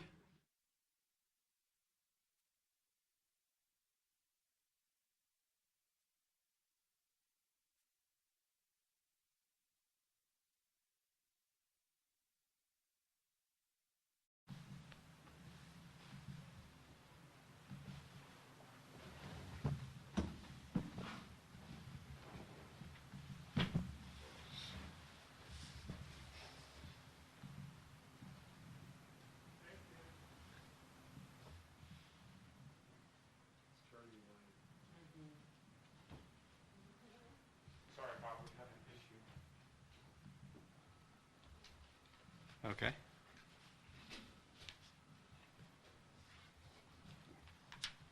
Let's move on to the wastewater and 3 topics. Start with the collection system, item 8L. So I'm sure you're all thinking, wow, this really kind of ties right back into each other. This is so cool. First we talk about performance, we talk about mitigation, we talk about increased flows. So I guess the question that you're asking, so what are you going to do about it? Collection system repairs and maintenance. The atmospheric river events from this past winter have really emphasized the need to repair our wastewater collection system. During a 7-month period from July to February, we processed nearly 16 million gallons through the wastewater treatment plant, 7 more millions of gallons over the same period a year ago. We have begun an infiltration study measuring wastewater temperature and flow and identify different areas with low temperature and high flows where we will begin. And once again, the emphasis of what we've received this year can be only explained, one way is through numbers. And here in fiscal year 2017, you could see the impacts between October and March where they, fully outpaced the previous years. And not only was our treatment of wastewater at the wastewater treatment plant greater, but we showed that the wells were only producing about 50% of that, and the balance of it was all coming through the infiltration. And as we've said, you can see a graph of the last few years of the wastewater, the well water pumped, and it's fairly consistent. But when you look at the wastewater treatment plant and the amount of water that we've treated, it's not consistent at all. So infiltration and inflow is groundwater that enters sewer pipes through defects, while inflow is surface water that enters through holes in manhole covers and illegal connections. This increases the flow to the wastewater treatment plant, increases the risk of sewage spills, and it increases our costs, as has been shown. Drew has done an extremely good job at identifying different sources or areas of high infiltration. And they're shown on this map, on the next few maps. Here's one of the KMA, which is our oldest collection system, and he's identified 4 different areas that has high flows and low temperatures. This area here is over in East Meadows, same indication. This area is right out here at the Loop Road, and this area here is over near Glove Rock. So we've got areas throughout the valley that have high flows and low infiltration. So the proposed work, which is going to begin on Monday, is for line cleaning. The first thing you need to do is clean the lines, hydrojet them, and do a video inspection to see where the lines are actually leaking. And these areas that we identified before, it's going to cost about $5,500, $5,600 to jet them out, inspect them, and find out where the problems are coming from. Then the proposal is, as needed, areas will be pipelined. And we're very excited that this can now be done as a patch rather than a manhole-to-manhole installation. The material used for patchwork is the same material that they use for pipe lining. It's just smaller. It is a fiberglass type epoxy that still uses the cured-in-place pipe inversion method to deliver the patch. The only difference between pipe lining and patchwork is the size of the piece of the fiberglass. A patch could be 2 to 3 feet instead of 200 feet plus. With the district's fiscal budget landing on July 1st, we were able to take funds from both fiscal years to apply towards this project. We have budgeted $10,000 of operating money to do hydrojetting and televising, and then $50,000 for capital improvements for patching. This project is just beginning, but is going to be a process as more manholes become available, as the meadow dries out. We'll continue this project. It all kind of depends on how successful we are. If we're very successful, we'd like to put a lot of effort into it. If it's not very successful, we'd like to regroup and see how we could become successful at eliminating this problem. I think the most staff is excited because we're solving the problem at the source rather than greatly enhancing our wastewater treatment capacity to handle a problem. We'd rather handle it upstream than right at the source itself. And can this patching be done while the pipe's in use? Yeah, Does it have to be they dry? actually can pipe around it. They actually divert the flow around the area. I suppose that's obvious to everybody else, but I don't know. So you can actually plug, and you have a certain amount of time, quite a bit of time during these, that that you can use your manhole as a storage area. Or if you have really high flows, you can actually divert by putting a pipe in and running a pump to your next manhole and going downstream from that. And that's a common thing that they do, with replacements and trenching. And then you can also just shut off usage. People, actually ask that they reduce usage for a period of time. But if most of the flow is infiltration, because the time of year you're describing doing this is when the infiltration will be large, right? Does the patching require exposing the pipe, or is it done somehow through the pipe? Through the pipe. This is not a You don't dig it dig-up up. method. This is a Trenches. No trenches. No trenching? no trench But if you had to application. divert, you would have to trench, I assume? No? Yeah. No, diverting, you're going over the ground. Oh, Right. oh, I see. And they have a major diversion. Trenches if the pipes are not aligned. Right. And that, of course, we won't fund that. So there'll be, three different types of repairs. There'll be the patching, which we hope will be the majority, and we'll be able to fix these. And by the way, all we need is above freezing temperatures to complete these patches. That is our hope for the patching. The second one is that if we need, it's a major system and we need to go manhole to manhole. We're not going to do those right away. We're going to set those off to the side and see the severity of the pipe. And then there's the offset, which Peter mentioned. Those you have to dig up. And once again, we'll set those off to the side and deal with it during the summer and fall months. But for patching, for areas that aren't at a service lateral, and the nice thing about patching is that if you do pipe manhole to manhole, you have to go back in and with a laser cut out the service connection and then install a jacket so that you don't have a hole, that you're not creating another area, so they actually have to seal those. $800 a service connection to do those. So we're excited about the patching. Hopefully we'll have good success. We're going to start off slow and easy, as you saw. We have $120,000, but we're starting with a $5,500 effort and seeing how that'll go. We'll be bringing this back before operations and the board at regular intervals. And we discussed this extensively at operations, and I don't know if Peter has any comments. No, I'm encouraged with this new technology. It's It's a lot better than having to sausage the whole line, the whole system, and then do those laterals. And that's in the mobile report. Okay. So move on to 8M, wastewater capacity.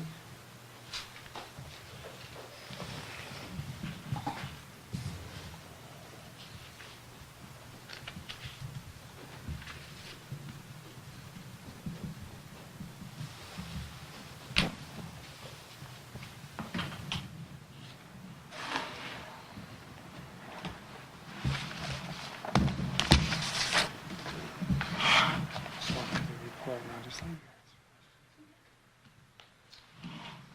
So capacity, possibly due to a power outage, we have had an imbalance in our trains which allowed sludge to enter the nozzle area of the feeder for the train 1 membranes. This has reduced the train's capacity by about 30%. I've approved to bring representatives from Coke Membranes out, Coke Membrane Systems, to work and train staff to desludge and clean out these nozzles and give valuable training to staff. There's an estimated cost of $10,700. And this, I begin this because we're going to be talking about the wastewater treatment plant, but I wanted to let you know of a situation that has just developed. So we've reduced our, we've had a reduction of capacity of about 30% on one of our trains, but we feel we can repair it with some help from the manufacturing of the membranes. Is it 10,700 just the training, or for the cleaning and the training? Both. So our people will be on their shoulders. We're going to fly them out. They're going to actually pull the membranes out, laying on their side, and clean out the nozzle area where the sludging happened. So this has been recommended by our superintendent, and since we've had a reduction in our flows, I went ahead and approved that purchase, that expense. And by having them do it, it comes with a guarantee, a warranty. So if we did it in-house, we don't have that. And so it offsets the cost a little bit. So looking at ways to increase our wastewater treatment capacity to handle additional flows. And there's many options. We can have no action taken. We currently have about 280,000 gallons a day of average on the flows. The total cost for this year would be $10,700, and that's the desludging that I just mentioned. How can we increase it over that 0.28 that I just mentioned? Well, one is that we could replace the 4 existing membranes. This is budgeted for next year. These membranes have a 5-year life. This would be the 5th year. This is as per budget, as per plan. This would cost approximately $150,000 to do. We could do that next year as we have planned to do so. I don't see any reason why, if the membranes are operating, well, and the superintendent agrees, that we couldn't put that off until their useful life actually happens. So right now we would gain a little bit of additional capacity through newer ones because they're brand new. But this would be just following budget the way we have today. Mike, just one question on this. I assume the total cost has an extra zero. Oh, yeah, there's an extra zero. And is the lifetime of a membrane, is it measured in years or gallons? Years. Processed? There's a warranty, and it's measured in years, and they give us Regardless that of how much warranty. use. Excuse me? Regardless of how much use? Regardless of how much use. And they estimate that warranty and that usage based on what we tell them our gallonage is. But we've had really good success this year, or these last 5 years, with these membranes, and there's every indication that we might be able to go a 6th year if they continue to operate this well, especially with the maintenance that we're doing, and this desludging and the training that we're doing. Yeah, the extra dilution. And the extra dilution. Well, it has some negative aspects too. Oh, does it? Well, just the volume of the flow is kind of, it's not like a pure gain in terms of longevity, because the more volume you put through it, that creates wear too. And the other issue is that there's a time factor in ordering the membranes, so it's kind of a year from now, we're going to have to kind of make a decision on whether to wait another year or not, because it'll take that long to get the membranes installed. That leaky boat from Australia that I Right, mentioned. exactly. So the first two options are actually what we have planned. These aren't anything different than what we have planned. To take another step and actually increase our capacity, we'd have to spend some money and do some different things. And the thought pattern is, what if we modify the trains, we have 2 trains, and modify them from 2 modules to 3 modules, and be able to put in 3 modules per train. And what if we only purchase 3 new modules, put 3 old ones in one and 3 new ones in the other? That way you'd have 3, you're not mix matching old and new, but you're letting the useful life of the membranes go as long as we wanted to, while getting the gains of 3 new modules and getting 2 additional modules. Capacity flows would go all the way up to 0.37, and the total cost for that would be $381,000. What if you did that same installation but upgraded the pumps to produce more hydraulic flow, updated your permeate pumps and your recirculation pumps, and upgraded the size of the pipe?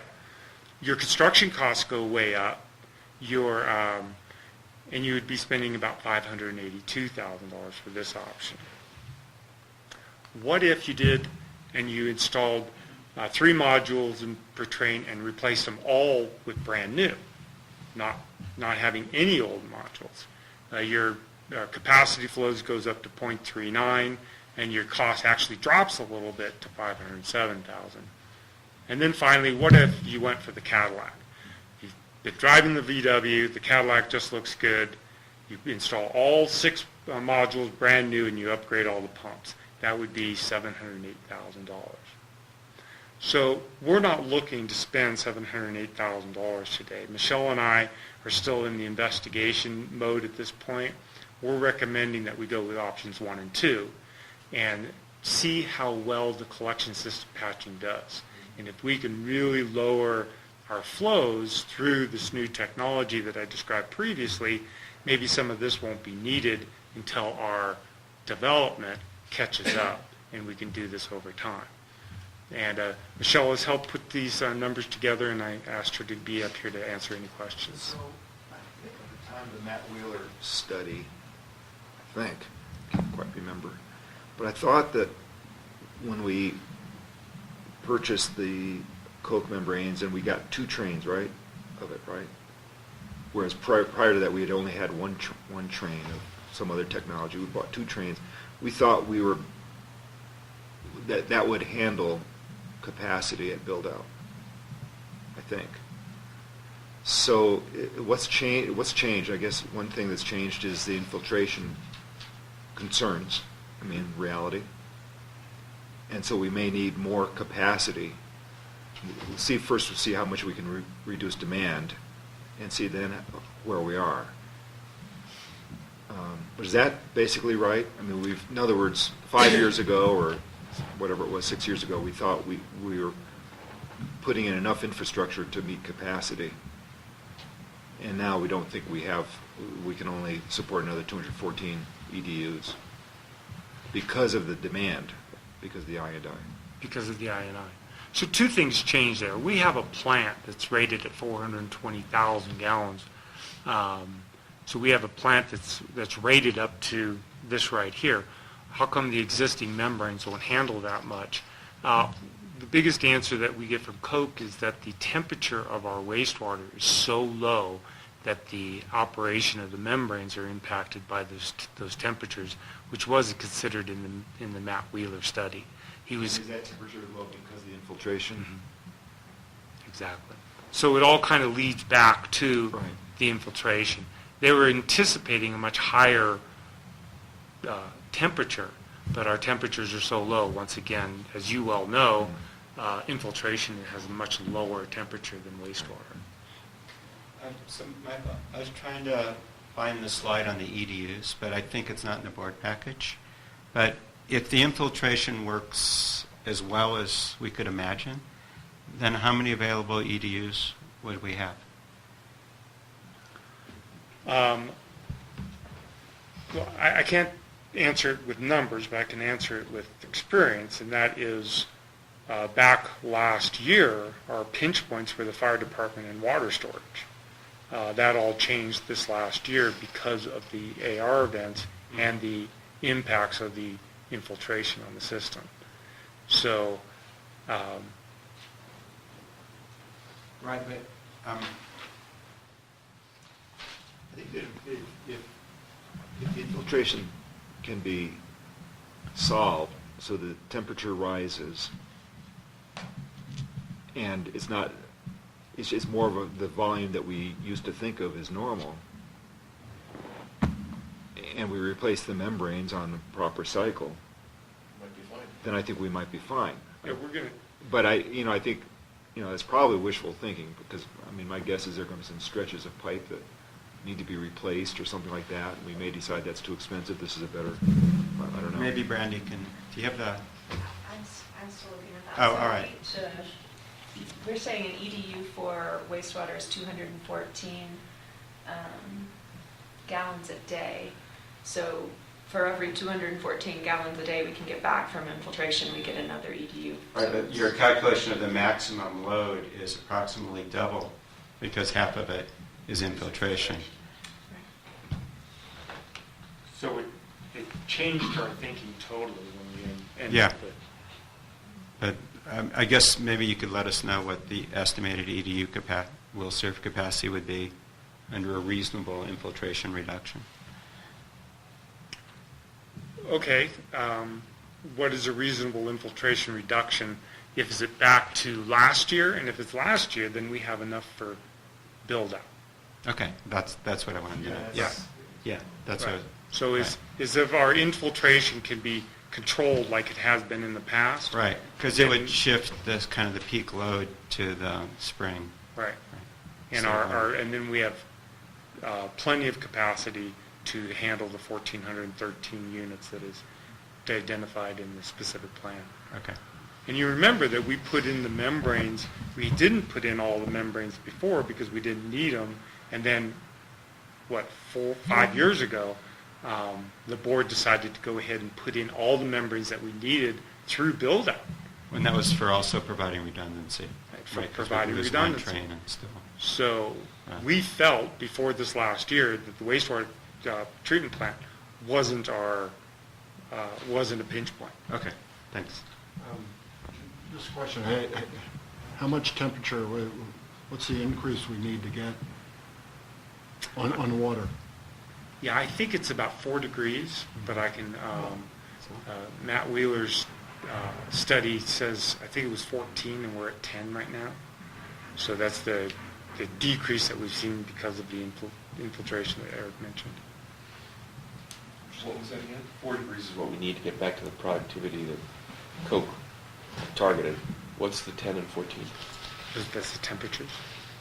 Oh, 10 and 14 degrees. Yeah. And Fahrenheit, right? No, centigrade. Celsius. And what's the difference in temperature you see between, in those areas that you've identified, meaning, Yeah, the infiltration, I would say it was around 2 to 4, 2 to 5 degrees, and it seemed like the wastewater was up around the 10 plus degrees Celsius. my last question is that patching stuff, does that work or is there an error rate? Meaning, you're talking about putting a fiberglass patch inside a wet pipe. They cure it. And I believe Summit's looking at doing steam cured. So they're designed to be done in a wet pipe. And so there's a curing rate that goes along with it, and it depends on the outside temperature, how long it takes. But it's really effective. Okay, It's it's really reliable. Yeah, it's really a good process. There's a 40-year guarantee to it? That's correct. Good.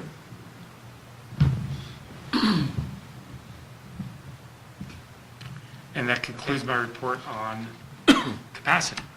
All right, so we'll move on to the absorption beds, 8N.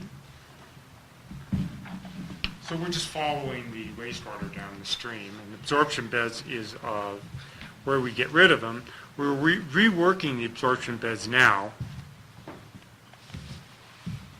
cleaning out meters and screens. We're determining the current gallons per hour per bed. And then we're going to give Howard Hoffman, who you've just recently hired, the specs to determine what the design gallons are per hour and then compare the two. After this many years, are our absorption beds actually performing up to what they're designed? Or do we need to go in and, like we have with wells, do we need to swab them and bale them and run a snake through them and maybe even break out the other end and blow them through and get any sediments that in there? So we're going to identify that. Also, Howard will take a look at elevations and such and give us an indication on the size of the pumps. Now, in your packet, there's a proposal for a pump increase, but we actually don't know it until our engineers actually tell us the size of the pump. We're not going to go out and spend the $30,000, but first we need to know what the size, what the optimum pump size will be, and then we'll go ahead and install those.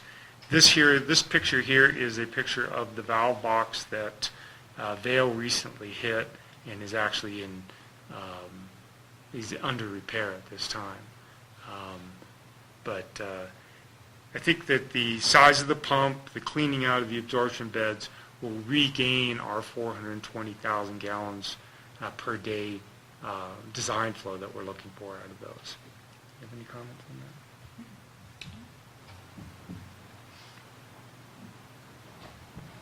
And that concludes my... So we're back in the water table by now? Yeah. Okay. And all this is this year's work, right? This is all in that project plan for this summer, and from here to October. Yeah, and for capacity and absorption, these are things that we would be doing under normal maintenance repair. Collection is our real major direction. Absorption has been taking a lot of time, but it just is needed. Okay. Maybe as long as Michelle's already there, maybe we should do item P next and then go to O. Oh, perfect. Okay.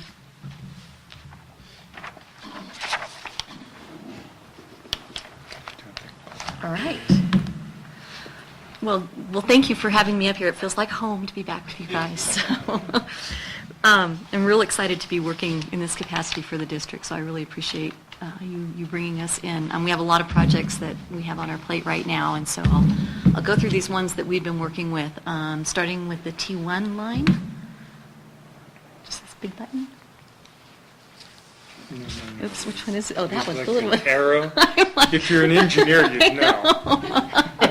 Oh, my gosh. So we have two locations that that we've had issues with water intrusion into the T1 line conduit, which caused breakage of the T1 line itself. The first site is the Lower Bear River site. So this is the plan view. The two red circles are the locations of the two vaults, both upstream and downstream of the bridge. We've looked at these, and I think, the bridge is pretty much at the low point, so there is enough hydraulic grade that the conduit's not watertight, so there is enough grade to be able to push water in, get onto the bridge. And when you look at the bridge itself, you can see where in the metal conduit that goes across the bridge where the connections have actually broken. So it is, definitely getting ice in there. That freeze thaw is really powerful, and it is breaking the conduit. So what we're looking at is looking at both of these locations and doing a remediation. So this is on the downstream side of the bridge, or the, I guess that would be the east side of the bridge. So we have the round manhole is the actual power vault, and the square one is where the T1 line is. What we want to do at this location is essentially just give the water a place to go. So we want to go both upstream and downstream of the box, put in a T, and give the water a place to exit the conduit and take this out to an infiltration trench. In this area, when we were digging, we had enough, we weren't in solid rock, so we had enough rooms where we could install just a shallow gravel infiltration trench. Still put water stops in the vault, just downstream of our T's to prevent that water. The water's going to flow with the path of least resistance, so it's going to want to go out through that T. And then also in this area, we didn't have high groundwater, so we wanted to go ahead and put some weep holes in the vault. In case we have water that's going to infiltrate through the top of the box, we wanted to be able to let it exit the box. Minimize any water getting into the box, any water leaving the box and going into the conduit. On the other side of the bridge, we have a little bit different situation. When we installed this vault, we actually had water in the bottom of the excavation.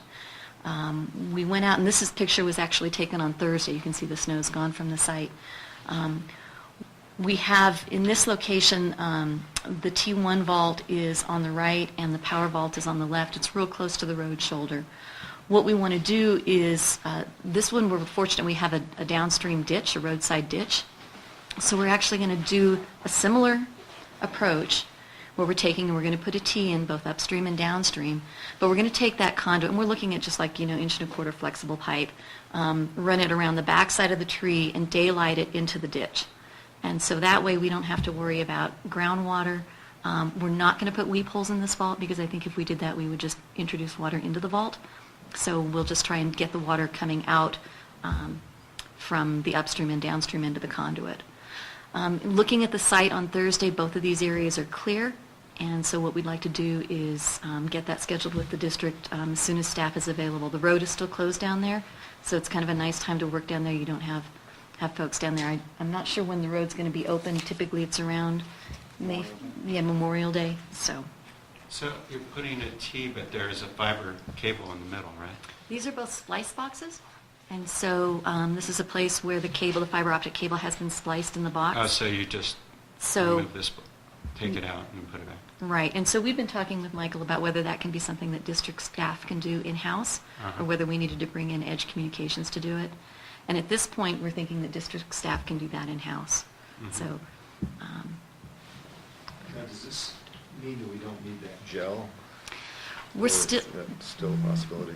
We're still looking at putting water stops in both the upstream and downstream end. This is we've built some redundancy into what we want to do at the site because we'd really like to get in and fix the problem. And so not only providing the ability for the water to, exit the pipe, but then having that downstream stop on the downstream end to keep it going in. So we're not looking at putting a gel inside the entire conduit. We're looking at doing a water stop just in the end of the pipe. The Silver Lake Bridge is a little bit different. There's still a lot of snow at the site, so we're not able to get that work scheduled, and I'm not able to field verify what we are going to do at both ends here. So we're looking right now at a similar situation. On the west side of the bridge, I'm thinking that we would eliminate, the west side is the detail on the left. I'm thinking we're going to end up eliminating the infiltration and try and take it to the roadside ditch there as well. I think that will be a better case. What I noted on Thursday was that there was a lot of water sheet flowing across that little parking area there. And so I'm not confident at this point that if we did an infiltration that we wouldn't just be filling it up with groundwater and not solving anything. So I'd rather give it a positive place to discharge. On the east side of the bridge, we have a nice little pull-out there. I wasn't able to visually assess where the top of the slope is because there's still a fairly large snow berm there. So I want to be able to look at that to know whether we can put in the infiltration. It looks like we're going to have to go back to the west to put in a little infiltration gallery there. We're not in groundwater again, so looking at on the west or on the east side putting in weep holes. I think on the west side I'm going to eliminate the weep holes just because I don't want any groundwater to intrude into the vault. So, and as soon as the site is clear at Silver Lake, we'll be trying to get that work scheduled. I want to get that scheduled early in the season so that hopefully the district staff can work it in with all the other things they have going on. And it should be noted that we've spent $25,000 in repairs the last 2 years on this project, so getting it done right is vitally important. And secondly, that the temporary repairs that we've done at the Bear Valley have worked to date. And that is giving the water a different place to go, which is basically the theme of Michelle's work. Was the original design assumption that these were watertight? No, it wasn't that they were watertight. That freezing doesn't matter? Or And, you know, I don't think the magnitude of the amount of water that was going to come into the system and then those vulnerable points where we do go above ground at the bridges, I just don't think that was ever given as much careful consideration as in hindsight we have now looking at it going, this is really a problem area. So. I think the original design by Exponential counted on the plugs, the grommets, that weren't installed originally, if you remember that. That they counted on those grommets being more watertight and possibly less water giving them pressure than actually we saw. Because we see these pits fill up. I mean, absolutely fill up with water, which I don't think was anticipated. So the next item is the 2017 Forest Service Work Plan. And as you recall, this is something that we have to do annually with the Forest Service. Much of the power line is constructed through on Forest Service land through a special use permit. And so what we have to submit is a work plan outlining the various maintenance activities that the district is going to do typically through the year. The bulk of the items are maintaining the access roads. There's 3 sections of roads that are not considered Forest Service roads, although they're on Forest Service land. They're district-maintained roads. And so the district will go up, assess those, install new water bars if we need to, grade if we have any sort of erosion happening on the road, remove any trees that might be downed. Along other parts of the corridor, looking at if we need to do any sort of vegetation management, again, removing any trees. It's a very straightforward work plan. At this point, the work plan is drafted. I'm finishing up the figures, and we'll be submitting that to the Forest Service next week. The intent is that we'll have an annual operations meeting with the Forest Service. Typically, we have that in early June, and then we go out and we look at the site together with the Forest Service. That date is going to be dependent on when we actually have access to the bulk of the corridor. So it might be a little bit later in June this year, or maybe even into July. Any questions on the work plan? So there hasn't been any observation of any major washouts like that they had at Panther Creek? We haven't been able to observe anything, and Thursday when I was up here, I actually... Still too much snow to tell? There's still too much snow. I actually tried to look at the western end of the project where we cross at Bear River, the Forest Service Road on the north side of the road, and there's still too big of a snow berm there for me to even drive and look at anything. So we just have to sit back and wait. And what Michael and I have typically done is we've gone up there in advance of our meeting with the Forest Service because we want to know what we're going to see up there and just help prepare us better for that annual work plan meeting with the Forest Service.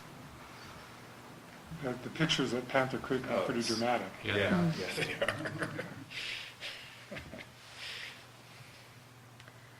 are. The next item is the vaporizer shed. The existing vaporizer equipment out here, this is a picture that I believe Rick took in the summer. So that's the apparatus that's on the left-hand side. This is the problem, as you're probably all very well aware, is that, you know, with the magnitude of snow you get up here, it totally inundates the shed. And so what we're looking at is coming up with a way where we can actually put a structure over the shed, have the snow shed to the front of the building, which is a little counterintuitive, but we want the district to be able to remove that snow. So we've been working with a structural engineer. These were some preliminary plans that I received earlier in the week that shows a very robust structure. This is actually, at this point, in talking with Brandy, that we're looking at this as an essential structure. If there was to be a collapse and you were to lose that equipment, it could have some significant impacts to providing propane service in the district. So we're looking at that, which increases the seismic loading that we have to design for on the structure. We've been working with the district to make sure that we have adequate clearances. What we're looking at is a two-sided structure, essentially a structure on the south side and a wall on the south side and a wall on the west side. The other two sides will have a fence.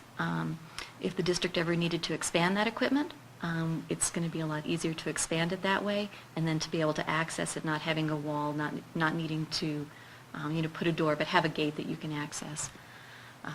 So we're fine-tuning this. I should have final plans back from the structural. Today's the 6th, so by the 15th is the date that we're looking at. Then what we'll be doing is bringing that back, looking at going out to bid to actually have this manufactured and then installed. So you're going to use 1 foot I-beams? Pardon? 1 foot I-beams? That's what he's looking at right now. We have a 350-pound per square foot snow load Right. that we're designing for up here. And so we've talked with, this is actually kind of funny, the county line goes right through the corner of that existing concrete pad there. So we've talked with both counties to make sure that we're being very conservative in our snow load, and looking at what you had this year, I mean, it's indicative of what we need to design to. And the roof would slough the snow or hold it? I'm sorry, what? Does this roof design hold the snow or slough it off? Slough it off. So it's designed to shed it to the front so that it can be removed. So it has a fairly steep pitch. The equipment inside, we need to maintain a certain level of clearance. And in talking with district staff, we're looking at needing a minimum of 2 feet above the highest point of the vaporizer equipment so that we can get in and do the maintenance that needs to be done on that. And so that's why the roof pitch is very steep, also to shed snow, but also to give us that clearance. We looked at having a pitched roof where we could shed snow partially to the back and partially to the front. And the structural decided that this, I think, is a more robust structure, stronger structure to do it this way. What's the height of the eave? I can't read it on the... I would need to get my glasses on to read that. I do have some handouts here as well, so. Yeah, it's a little blurry. Looks like 15 feet. I can't read it. We're looking at. You need a magnifying glass. I'll get you that information. Yeah, it's 11, looks like 11.3 or 11.8 at the back. Here. It would be 11 or 12 feet. Yeah. That's okay. Okay. That's not too precise. I'm just And you wouldn't have walls only on 2 sides, is that what you said? We do need ventilation. Yeah. It's going to need to be ventilated. But aren't you concerned about snow blowing in? No, not very much from that side. These 2 sides, both of these sides are going up onto the pad itself, onto the vehicle maintenance shop. It sits kind of like in a hole. On the other side is a transformer, and the other side is the street itself. So I think we can get to these 2 sides fairly easily with snow removal equipment. And it's not the blowing in snow, it's just the amount of snow, as you saw. How many hours do you think we shoveled those vaporizers out this last year? Quite a while. The vaporizers themselves are also hot, and that'll help any that blows in to go ahead and melt off.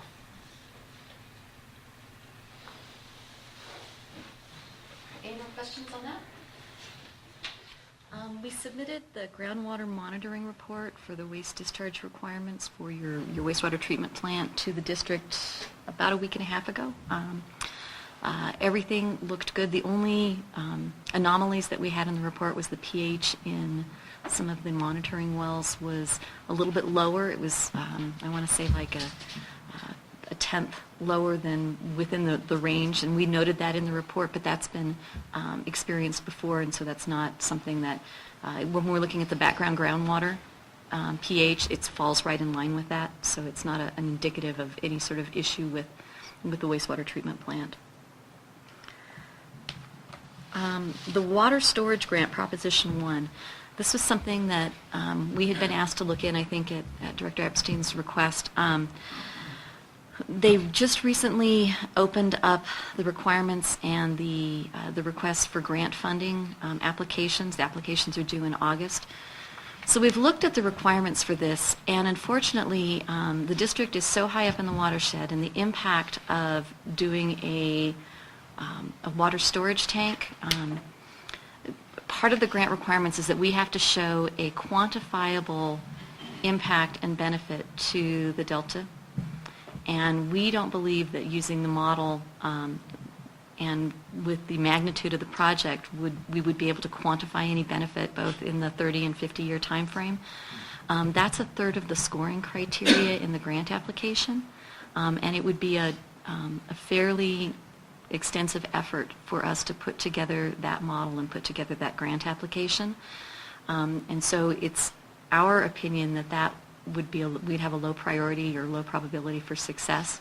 And so we would recommend that you not move forward with that as a potential grant funding application. Unless we put a hatchery in the tank. We didn't look at that option. I get emails all the time from the California Regional Water Quality Board and looking at all the different grant applications. So I'm always looking to see if there's something that might be applicable for a new water storage tank up in this area.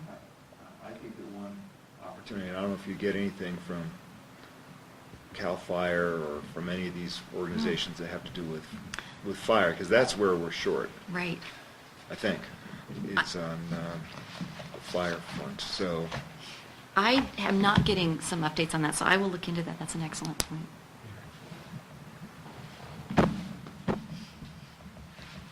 And we've discussed with RCI the importance of, looking at and finding grants that might, help us with our shortfalls. And that's one of the things that RCI has is they have, good staff, good sized staff, and many people experienced in these areas. Please. As I've said a number of times, and I think everyone else believes it too, is we can't just keep raising rates for every time we need funds. I mean, we've got to see what other opportunities there are, and grants are one of those opportunities. And to date, for the most part, looking for grant opportunities has been somewhat haphazard and just sort of opportunistic. And in the past, when we've had somebody do it, it was not their real focus. So it's just if they happen to be mailed something or you happen to see something.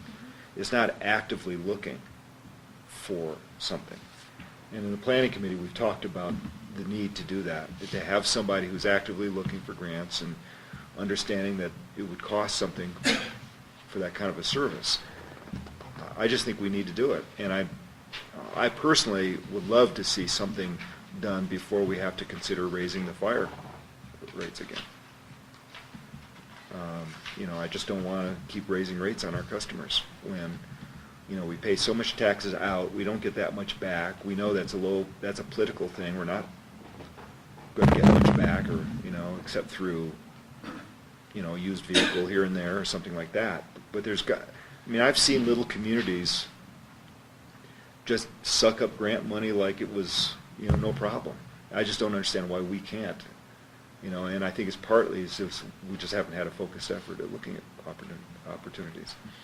So if you're on board with that, that's great. I really appreciate that heads up. I had not thought of that from the fire protection standpoint, and we'll most definitely look into see what grants are available out there. And we just talked on Thursday at the planning committee that probably our best opportunities are in the world of fire protection, emergency services. Mm-hmm. We have to pay that extra fire protection assessment every year, so. But if we could just somehow get it, That means we're in a high-risk area. Yeah. So that would have some impact on Yeah. fire reduction. But from Increase the story. drawing on the Matt Wheeler study from 2014, it's just, I came to the conclusion that if we just had additional $100,000 of funds each year, that would do wonders for the fire department and for personnel. And because that's where, other than the water storage, that's where we're short. Plus equipment, of course, but Sure. on an ongoing basis, it's not that much, but it's more than we have and more than I don't want to raise rates on people for that.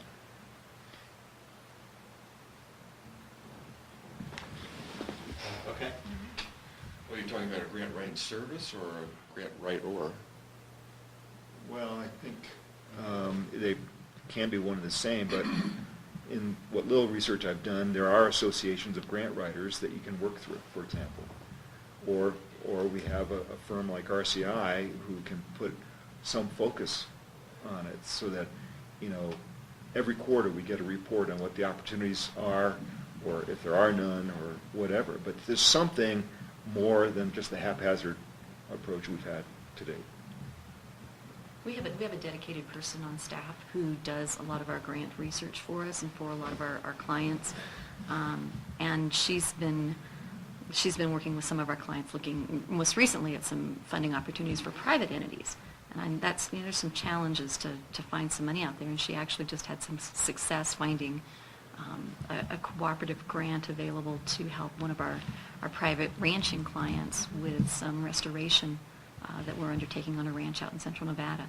So I have a high level of confidence in her ability to root out money. So I'll go back and I will talk with her, and I'd be happy to provide an update about what we're looking at. And if any of you see something that comes across and you want us to look into it, please send me an email and we'll look into it. The Wilson overpayment on the poles. So we have dug into this, and we have sent Wilson Construction a letter and supporting documentation regarding how we believe that there was an overpayment on 2 of the structures. I've had discussions with Katie Horrocks, their project manager. She has indicated that she is looking into this, but I have not yet got back confirmation about setting up a conference call. We are following up again with them. We need to have this conversation with them to determine how we need to resolve this issue, but it is clear that there was a change in design that I was not made aware of, and in fact Dave was not made aware of, and that it does look like there was an obvious overpayment to them based on a different class of poles being installed in 2 separate locations. So we're following up on that. That would be $40,000? About $41,000, so it's a fairly significant amount of money. So I have 2 other brief items that weren't on the list. One is the cost recovery agreement with the Forest Service. As we were doing the Out Valley Power Project, the district had to put a deposit down with the Forest Service. When we closed out the project in 2014, we had just over $30,000 left in deposit with the Forest Service. And so we have asked for that money to be released and be given back to the district. So that's in the process right now with the Forest Service. And so I'm optimistic that in the next month or so that you guys will be getting a check back for that cost recovery amount. The last item was touched on briefly earlier, is the new propane tank. And so we've been working with the district and with Kiva regarding siting of the new 37,900 gallon propane tank. So what we've looked at is, when you look at the lower left-hand corner, the 2 circles or the 2 ovals in the middle are the existing propane tanks. And we looked at being able to site the new propane tank on either side. We've looked at the district property lines. We actually have some fairly decent information on the property lines in that area. And we found that we'd be able to site that tank on either side of the existing tanks. So that was good news to hear. And talking with the district staff, it looks like we'll probably be siting it where the green tank is located here, so on the western side, which keeps the other side a little bit freer for the district to still use that for any sort of storage or other activities. So we're going to be sending this off to Kiva so that they'll have that, and then they'll be working, once they have access to the site, they'll be doing the structural design for the foundation that tank sits on. There's some green and red in the middle area. Is that relevant? Is No, something that else? was just some utilities that are there. So I just printed this in color so mine would show up, but I didn't take the time to turn everything else to black and white. Okay. So,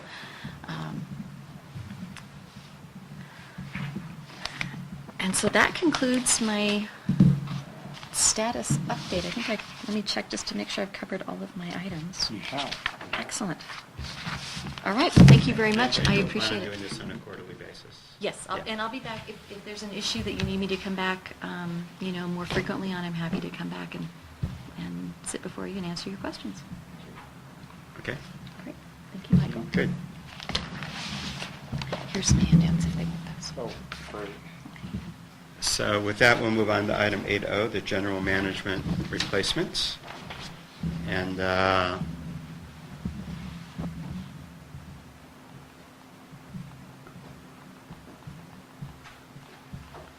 suppose if I planned ahead, we could have a picture. Do have a picture. So this is the general manager window through which a current or future general manager could gaze. So the district has developed 2 ads, a short and a long version of the advertisement for general manager, and we have placed them in a variety of locations. They've been in the South Lake Tahoe Tribune, out in Torino, Aqua JPIA, and other trade organizations. We spent about $2,500 in advertising at this point. The advertisement asks for the resumes to come in at the end of May, by the end of May for review. We have also updated the general manager job description and placed this and the ad on the website.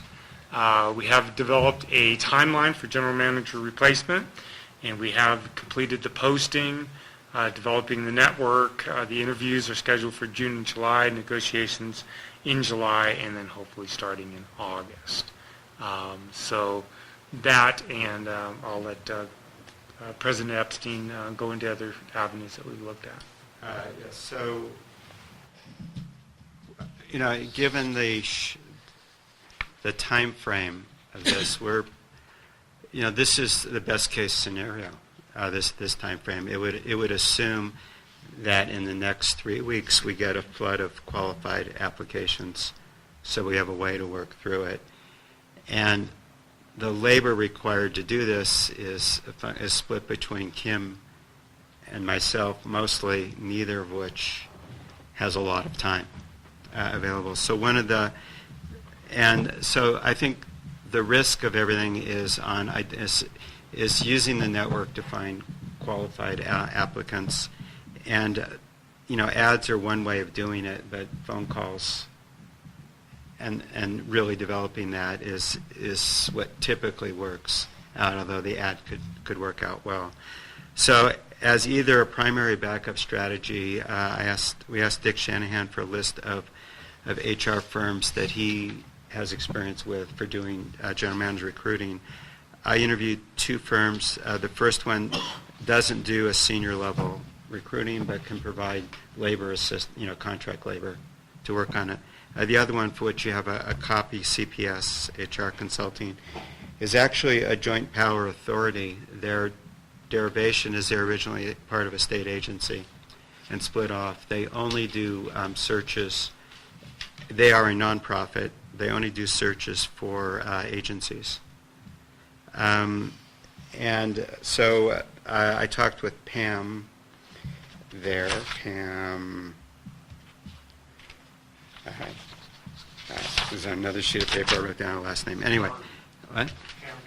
Darby, right. I talked with her a little bit.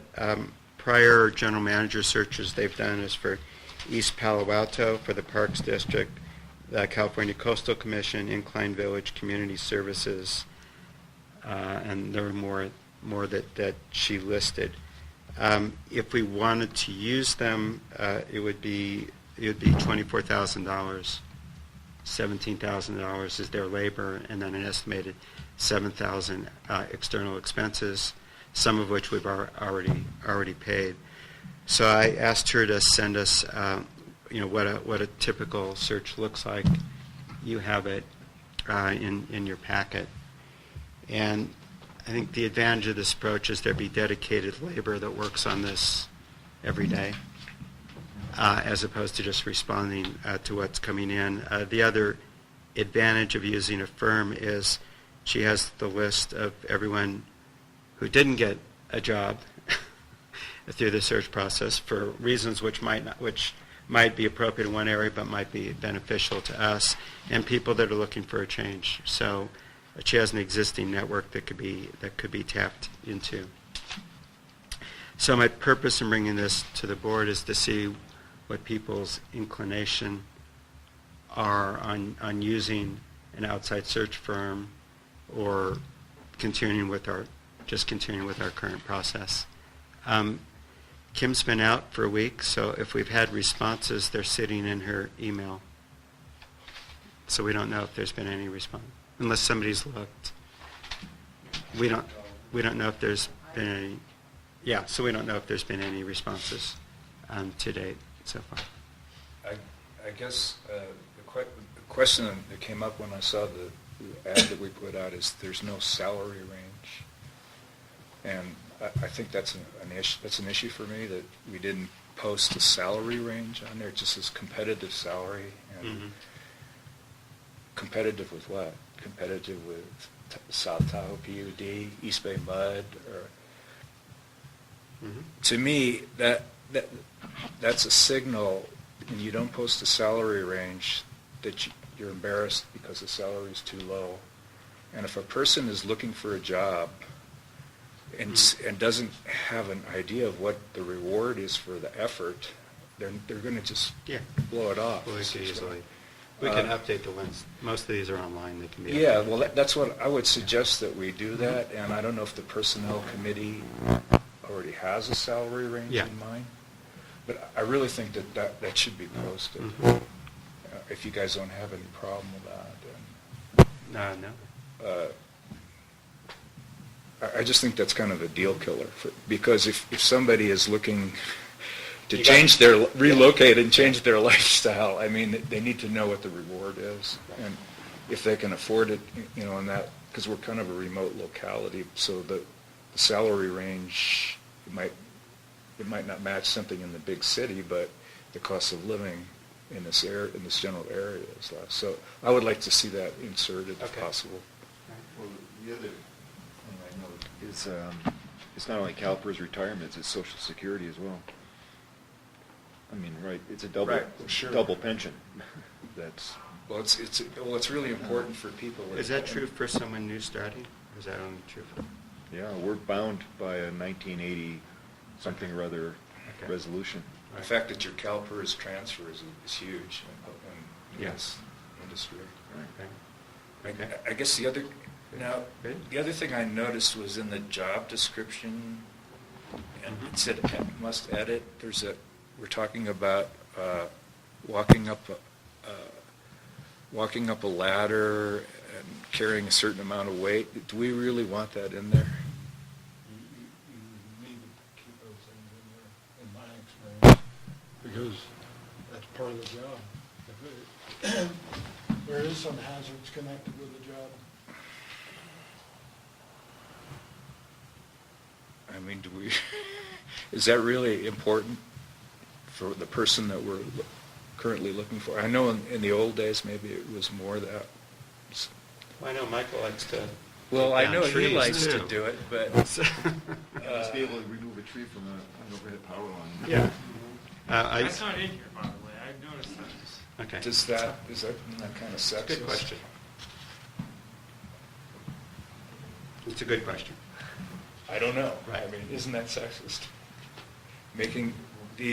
Having to climb ladders, and do we really want that in there? I don't think we do, personally. I think what we're looking for is an administrator, not another worker. Yeah, I don't know the answer to that. I'm not experienced enough. I just do think that if it's not uncommon that that's a necessity for the general manager, then it's almost like a full disclosure of what the expectations are. Well, we've kind of evolved. I think we're evolving Yeah, I don't away know. from that. I I'd really have to do. ask- I'd have to ask In Mike. terms of our priorities. Oh, it's not a priority for sure. But Yeah. why put it in there? I don't Okay. have enough I'm taking notes. My comment at the time was regularly uses a telephone for communication. Who doesn't regularly use a telephone for communication? But Guilty. I'm working on it, though.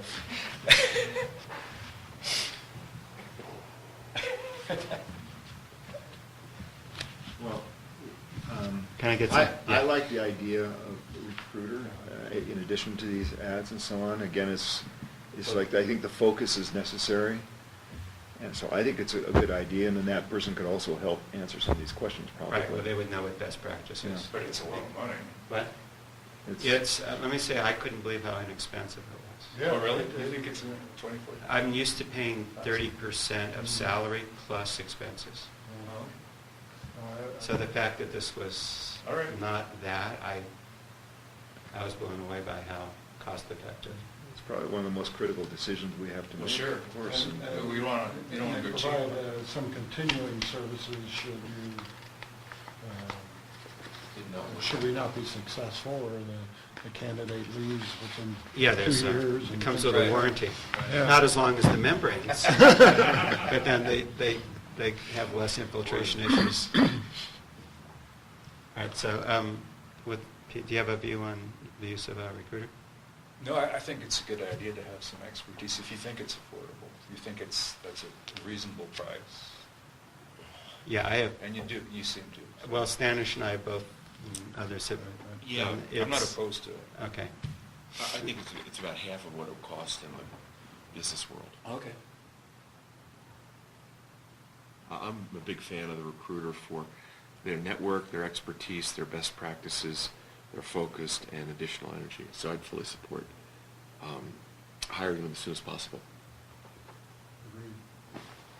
And the only other question I have, based on the information, is has the Personnel Committee thought about what the interview process is, who would be interviewing, who would be included, et cetera? No, my general assumption is my goal is to find a list of at least 3 highly qualified candidates, including both internal candidates and external, and to get some narrow that. And once there's that, and they've been vetted, and we know that those are all quality, then to arrange an interview process with the board and with various members of staff. Yeah, and I would just also suggest possibly some members of the community. I mean, it could be committee members or something, but Yeah. something that also gets the community So you feel like members they're involved. involved. It's probably a good idea.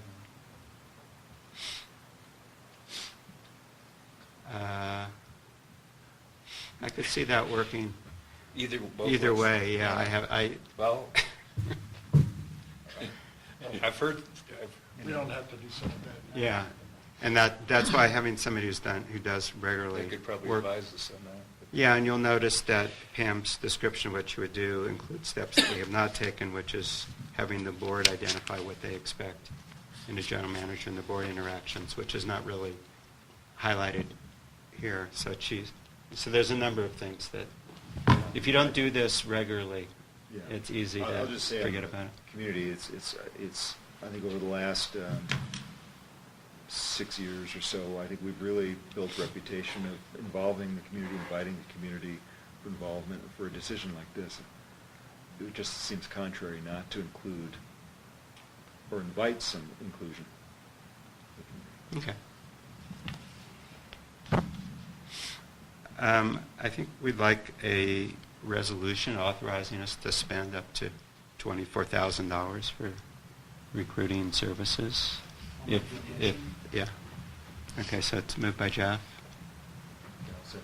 Okay. And Eric seconds. All in favor? Aye. Okay. Then I will be in contact with them on Monday. My only comment to Bob, and I'll make this for your benefit, Michael, is, to stress the unique characteristics of this place. I mean, it's remote, it's somewhat extreme weather conditions, limited resources, and so forth. And I think recruiting a Palo Alto community services manager is very different from what we need to hire here. We've got great staff. Right. You mean in terms of CPS's experience? Yeah, and who they're looking for. Yeah. Bob, on Monday, hopefully, Kim will be back and we'll be able to let you know what sort of resumes. Maybe we have a flood of resumes at that point. And, Right. but I think Kelly, even if Kim isn't there, Kelly can get into her computer. For sure, there's definitely been one person that has expressed an interest. Okay. So, All right. Good. This will be a regular board topic. Okay, let's move on to item 9, General Manager Report.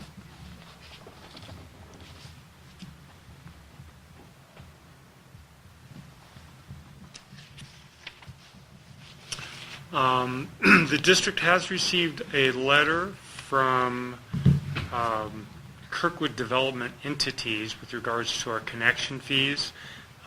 They discuss the wastewater connection fees and additional charges to CFD members. They discuss the electric connection fees, what they're calling the commercial connection fee, lowest rate possible, caveat, equal assessment among all different members, and it also talks about the employee housing connection fee and how that could be interpreted as an overlapping program.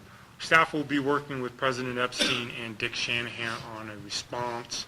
These are a lot of older issues, and it's going to take a little bit of time to put things together to respond to this. I think it does bring up the need. One of our goals for this year was to do a comprehensive review of our connection fees, and that would be a good time to do that as well while we're answering these questions. So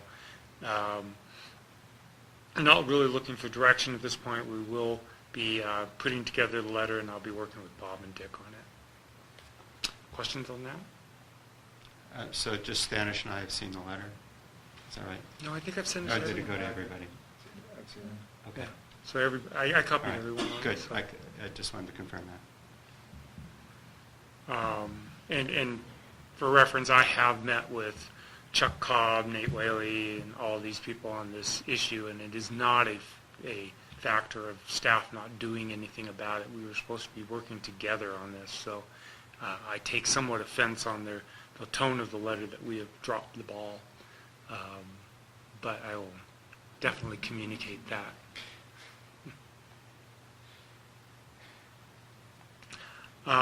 There has been a fuel spill in the lower shop area. I'd say it's relatively serious. This is the area of it, and you can see right in front of that loader along that line. If you can see it, there's a green line there. That is the location of our absorption bed. So it's not impacting our absorption bed at this point, but it certainly could. Clean Harbors has been hired by Vail Resorts to clean up the mess. The California Water Board has also been informed and is on premises, or has been on premises along with the health department. This is the pit a few days ago that they were digging to try to find the extent of the contamination. This was it yesterday, so it's grown considerably over the last several days. So we have been in contact with them as far as the impact on our absorption beds, the importance of keeping the absorption beds going, especially during this high flow period. Discussions with them, suggestions have been to straight line possibly a portion of our absorption beds to allow the remainder to be in work, or to bypass pump around their area of contamination. So this is still a moving and fluid subject, but I know Peter's been involved, and we did discuss this at the operations committee. It seems to be expanding the envelope, which is not good. Is this a sudden leak, or has it been a leak that's been going on and was just discovered? Well, it went on for about 3 to 4 weeks. They smelled it like back in 2 months ago, and it took them a while to uncover it because the pipes were buried, and the weight of the snow broke like a 2-inch line that was above the tanks. So every time they pumped fuel, it spilled fuel. So it's pretty serious. Guess what we need, more drama.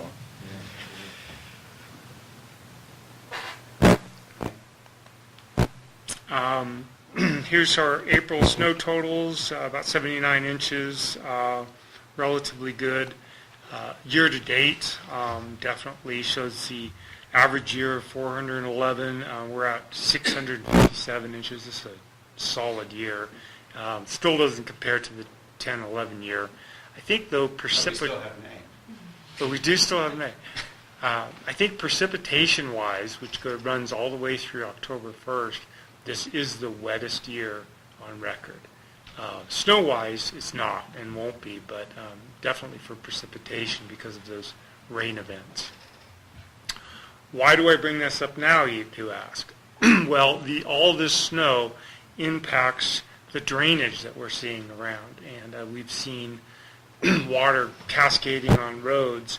This is a shot of the Powerhouse Road where we identified an area that it was just cavitating down so bad that it was actually creating a rut in the road and would eventually lead to its demise. So we've actually dug back the bank to recreate the drain along the shoulder that it should be, and these are pictures of our staff actually digging in that 15-foot bank to try to reestablish that drain and get it off of our roads and out of our manholes, etc. And we've actually used sandbags to redirect the water around it. And here you can see that we're supervising directly on this area. But if you don't do this kind of work, your roads end up looking like this. And this is the Whiskey Run Road. And if you've taken a look at that road going up next between employee housing and the main lodge, it's incredible. The amount of erosion that they've actually closed it off. But take a look at this and then take a look at our roads. We have also notified East Meadows, Gene Solberg, that East Meadows has serious problems over there as far as they need to get somebody over there and clean out their drains because they've got water running in areas that I wouldn't Did you recommend. offer to do it? I mean, like you did something last year. I mean, obviously for a fee. We actually sent an email and left a message for Gene Solberg. Yeah, I'm just, I mean, basically offering to actually go do it as opposed to have her. Yeah, we certainly can. We're just trying to establish contact at this point. And that's the only association that we've seen, Rick, that has issues at this point. Possibly Whiskey Run. I sent an email out to her this morning on another issue. I copied you on it, but To so Julie? far, yeah. Great. So, yeah. Where's the East Meadows issue? Is it the confluence of what flows down Sorrel plus what's coming down Larkspur? I think there's several areas over there. There's three areas. There's that area you're talking about there, in front of the Lawler's house, coming down Larkspur, banking right toward Drakulovich, toward your place a little bit there. In late afternoon, that drain gets overwhelmed and it's starting to seep across. And then about the first parking pad near the entrance, coming down off of Glove Rock, actually, that drain's being overwhelmed.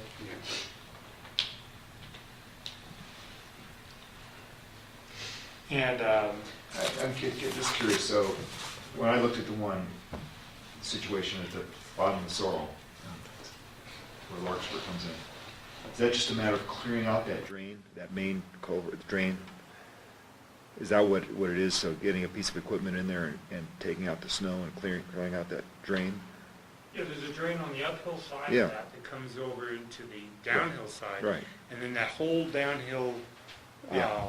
Yeah. trench needs to make sure that that's maintained so that when it finally ends up in the drain that's at the bottom of that, Right. the confluence of there, that it drains properly. We think that that is one of the major causes of our East Lift spill, Right, I know. I know. was the plugging of those drains over there. And I asked Superintendent Dornbrook, we had a problem out there on Kirkwood Meadows Drive with the drainage, and I could see it going right into a manhole. And Sean Trevette went out there and did an excellent job in redirecting, just spending an hour or so with a shovel, redirecting water, dried right up. It's perfect. So it's not a big, this is a big effort. But a lot of these aren't a huge effort. It's just redirecting that flow and paying attention. Yeah, I just, I'm an East Meadows homeowner, as is Standish, and I would just, sometimes Jean is very prompt. Sometimes she's on vacation or she's doing something else. If you don't hear back, I don't know what Standish thinks, but I'd say just go do it and charge the association. I mean, before it gets worse and worse, that's, I'd recommend that we go through the proper channels and contact a member of the board. yeah, well, of Peter course, Tuxton Peter or- Tuxton, yeah. yeah, sure. And see if we can get authorization through those Yeah, meetings. sure.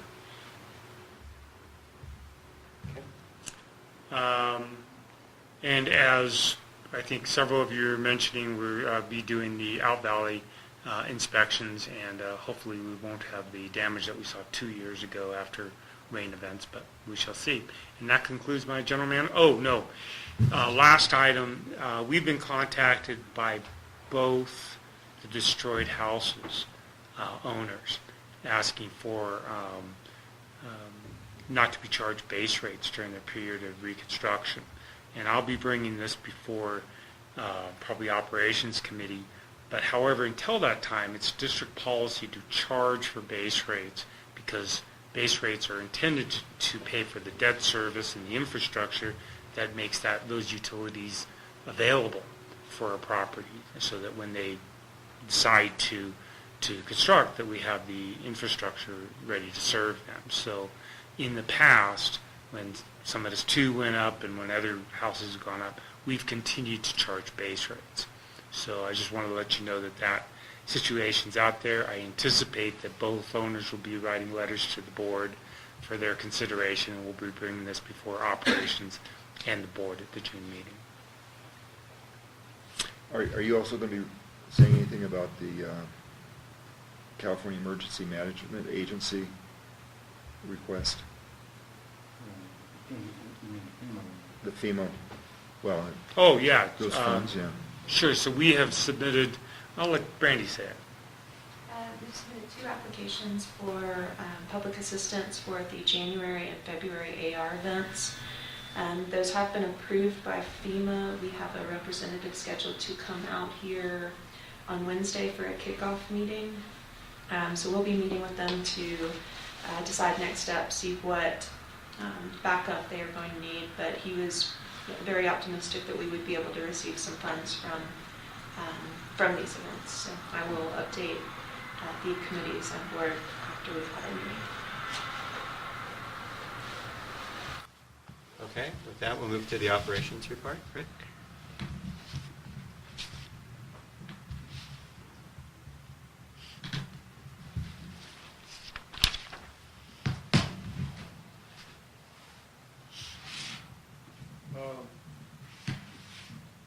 Just briefly, we're going to talk about a lot of the operations, but you'll see staff again actively going and picking up snow stakes and retrieving the plastics and making a good inventory of what was damaged through this winter. Along those lines, as they're walking the roads picking up stakes, they're going to try to identify any water leaks, any other issues that we've got within the infrastructure, including transformer, line junction enclosures, and some other known problems with the asphalt.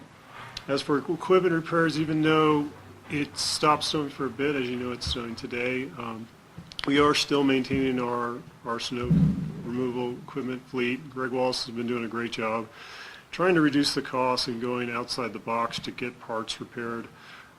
Recently, he sent a PTO shaft to Reno versus going through our vendor who sells us the machines to get the PTO shaft repaired, and it saved a ton of money. So, again, he's done a great job this year. The 924 had an issue with the turbo system on top. That's been repaired, along with the discovery of a secondary line that was reducing the power for the piece of equipment, a hose. That was also replaced too. So right now we're still in snow removal contract season, and our equipment is running and good to go. Summer prep, as we mentioned before, there's a huge list of things to do, and the calendar is just a 30,000 foot look at that event or that schedule of things that we're going to do. As we move forward, we'll start to refine that list down and really go week to week to address the immediate problems, and then, of course, plan out bigger projects where we need to have, say, Steve Neff and Ed here both at the same time to disconnect or step off a transformer, or have Derek Dornbrook and his staff here to help Coke Membranes pull that train out or that cassette out to do the cleaning of the nozzles.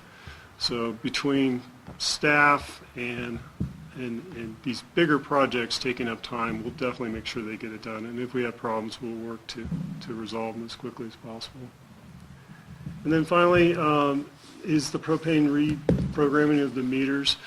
And Brandy's crew's been out actively not only inspecting the propane meters for any leaks or issues or problems, but reprogramming those meters to ensure that we are alerted as quickly as possible and we don't get a nuisance false alarms for possible meter breaks.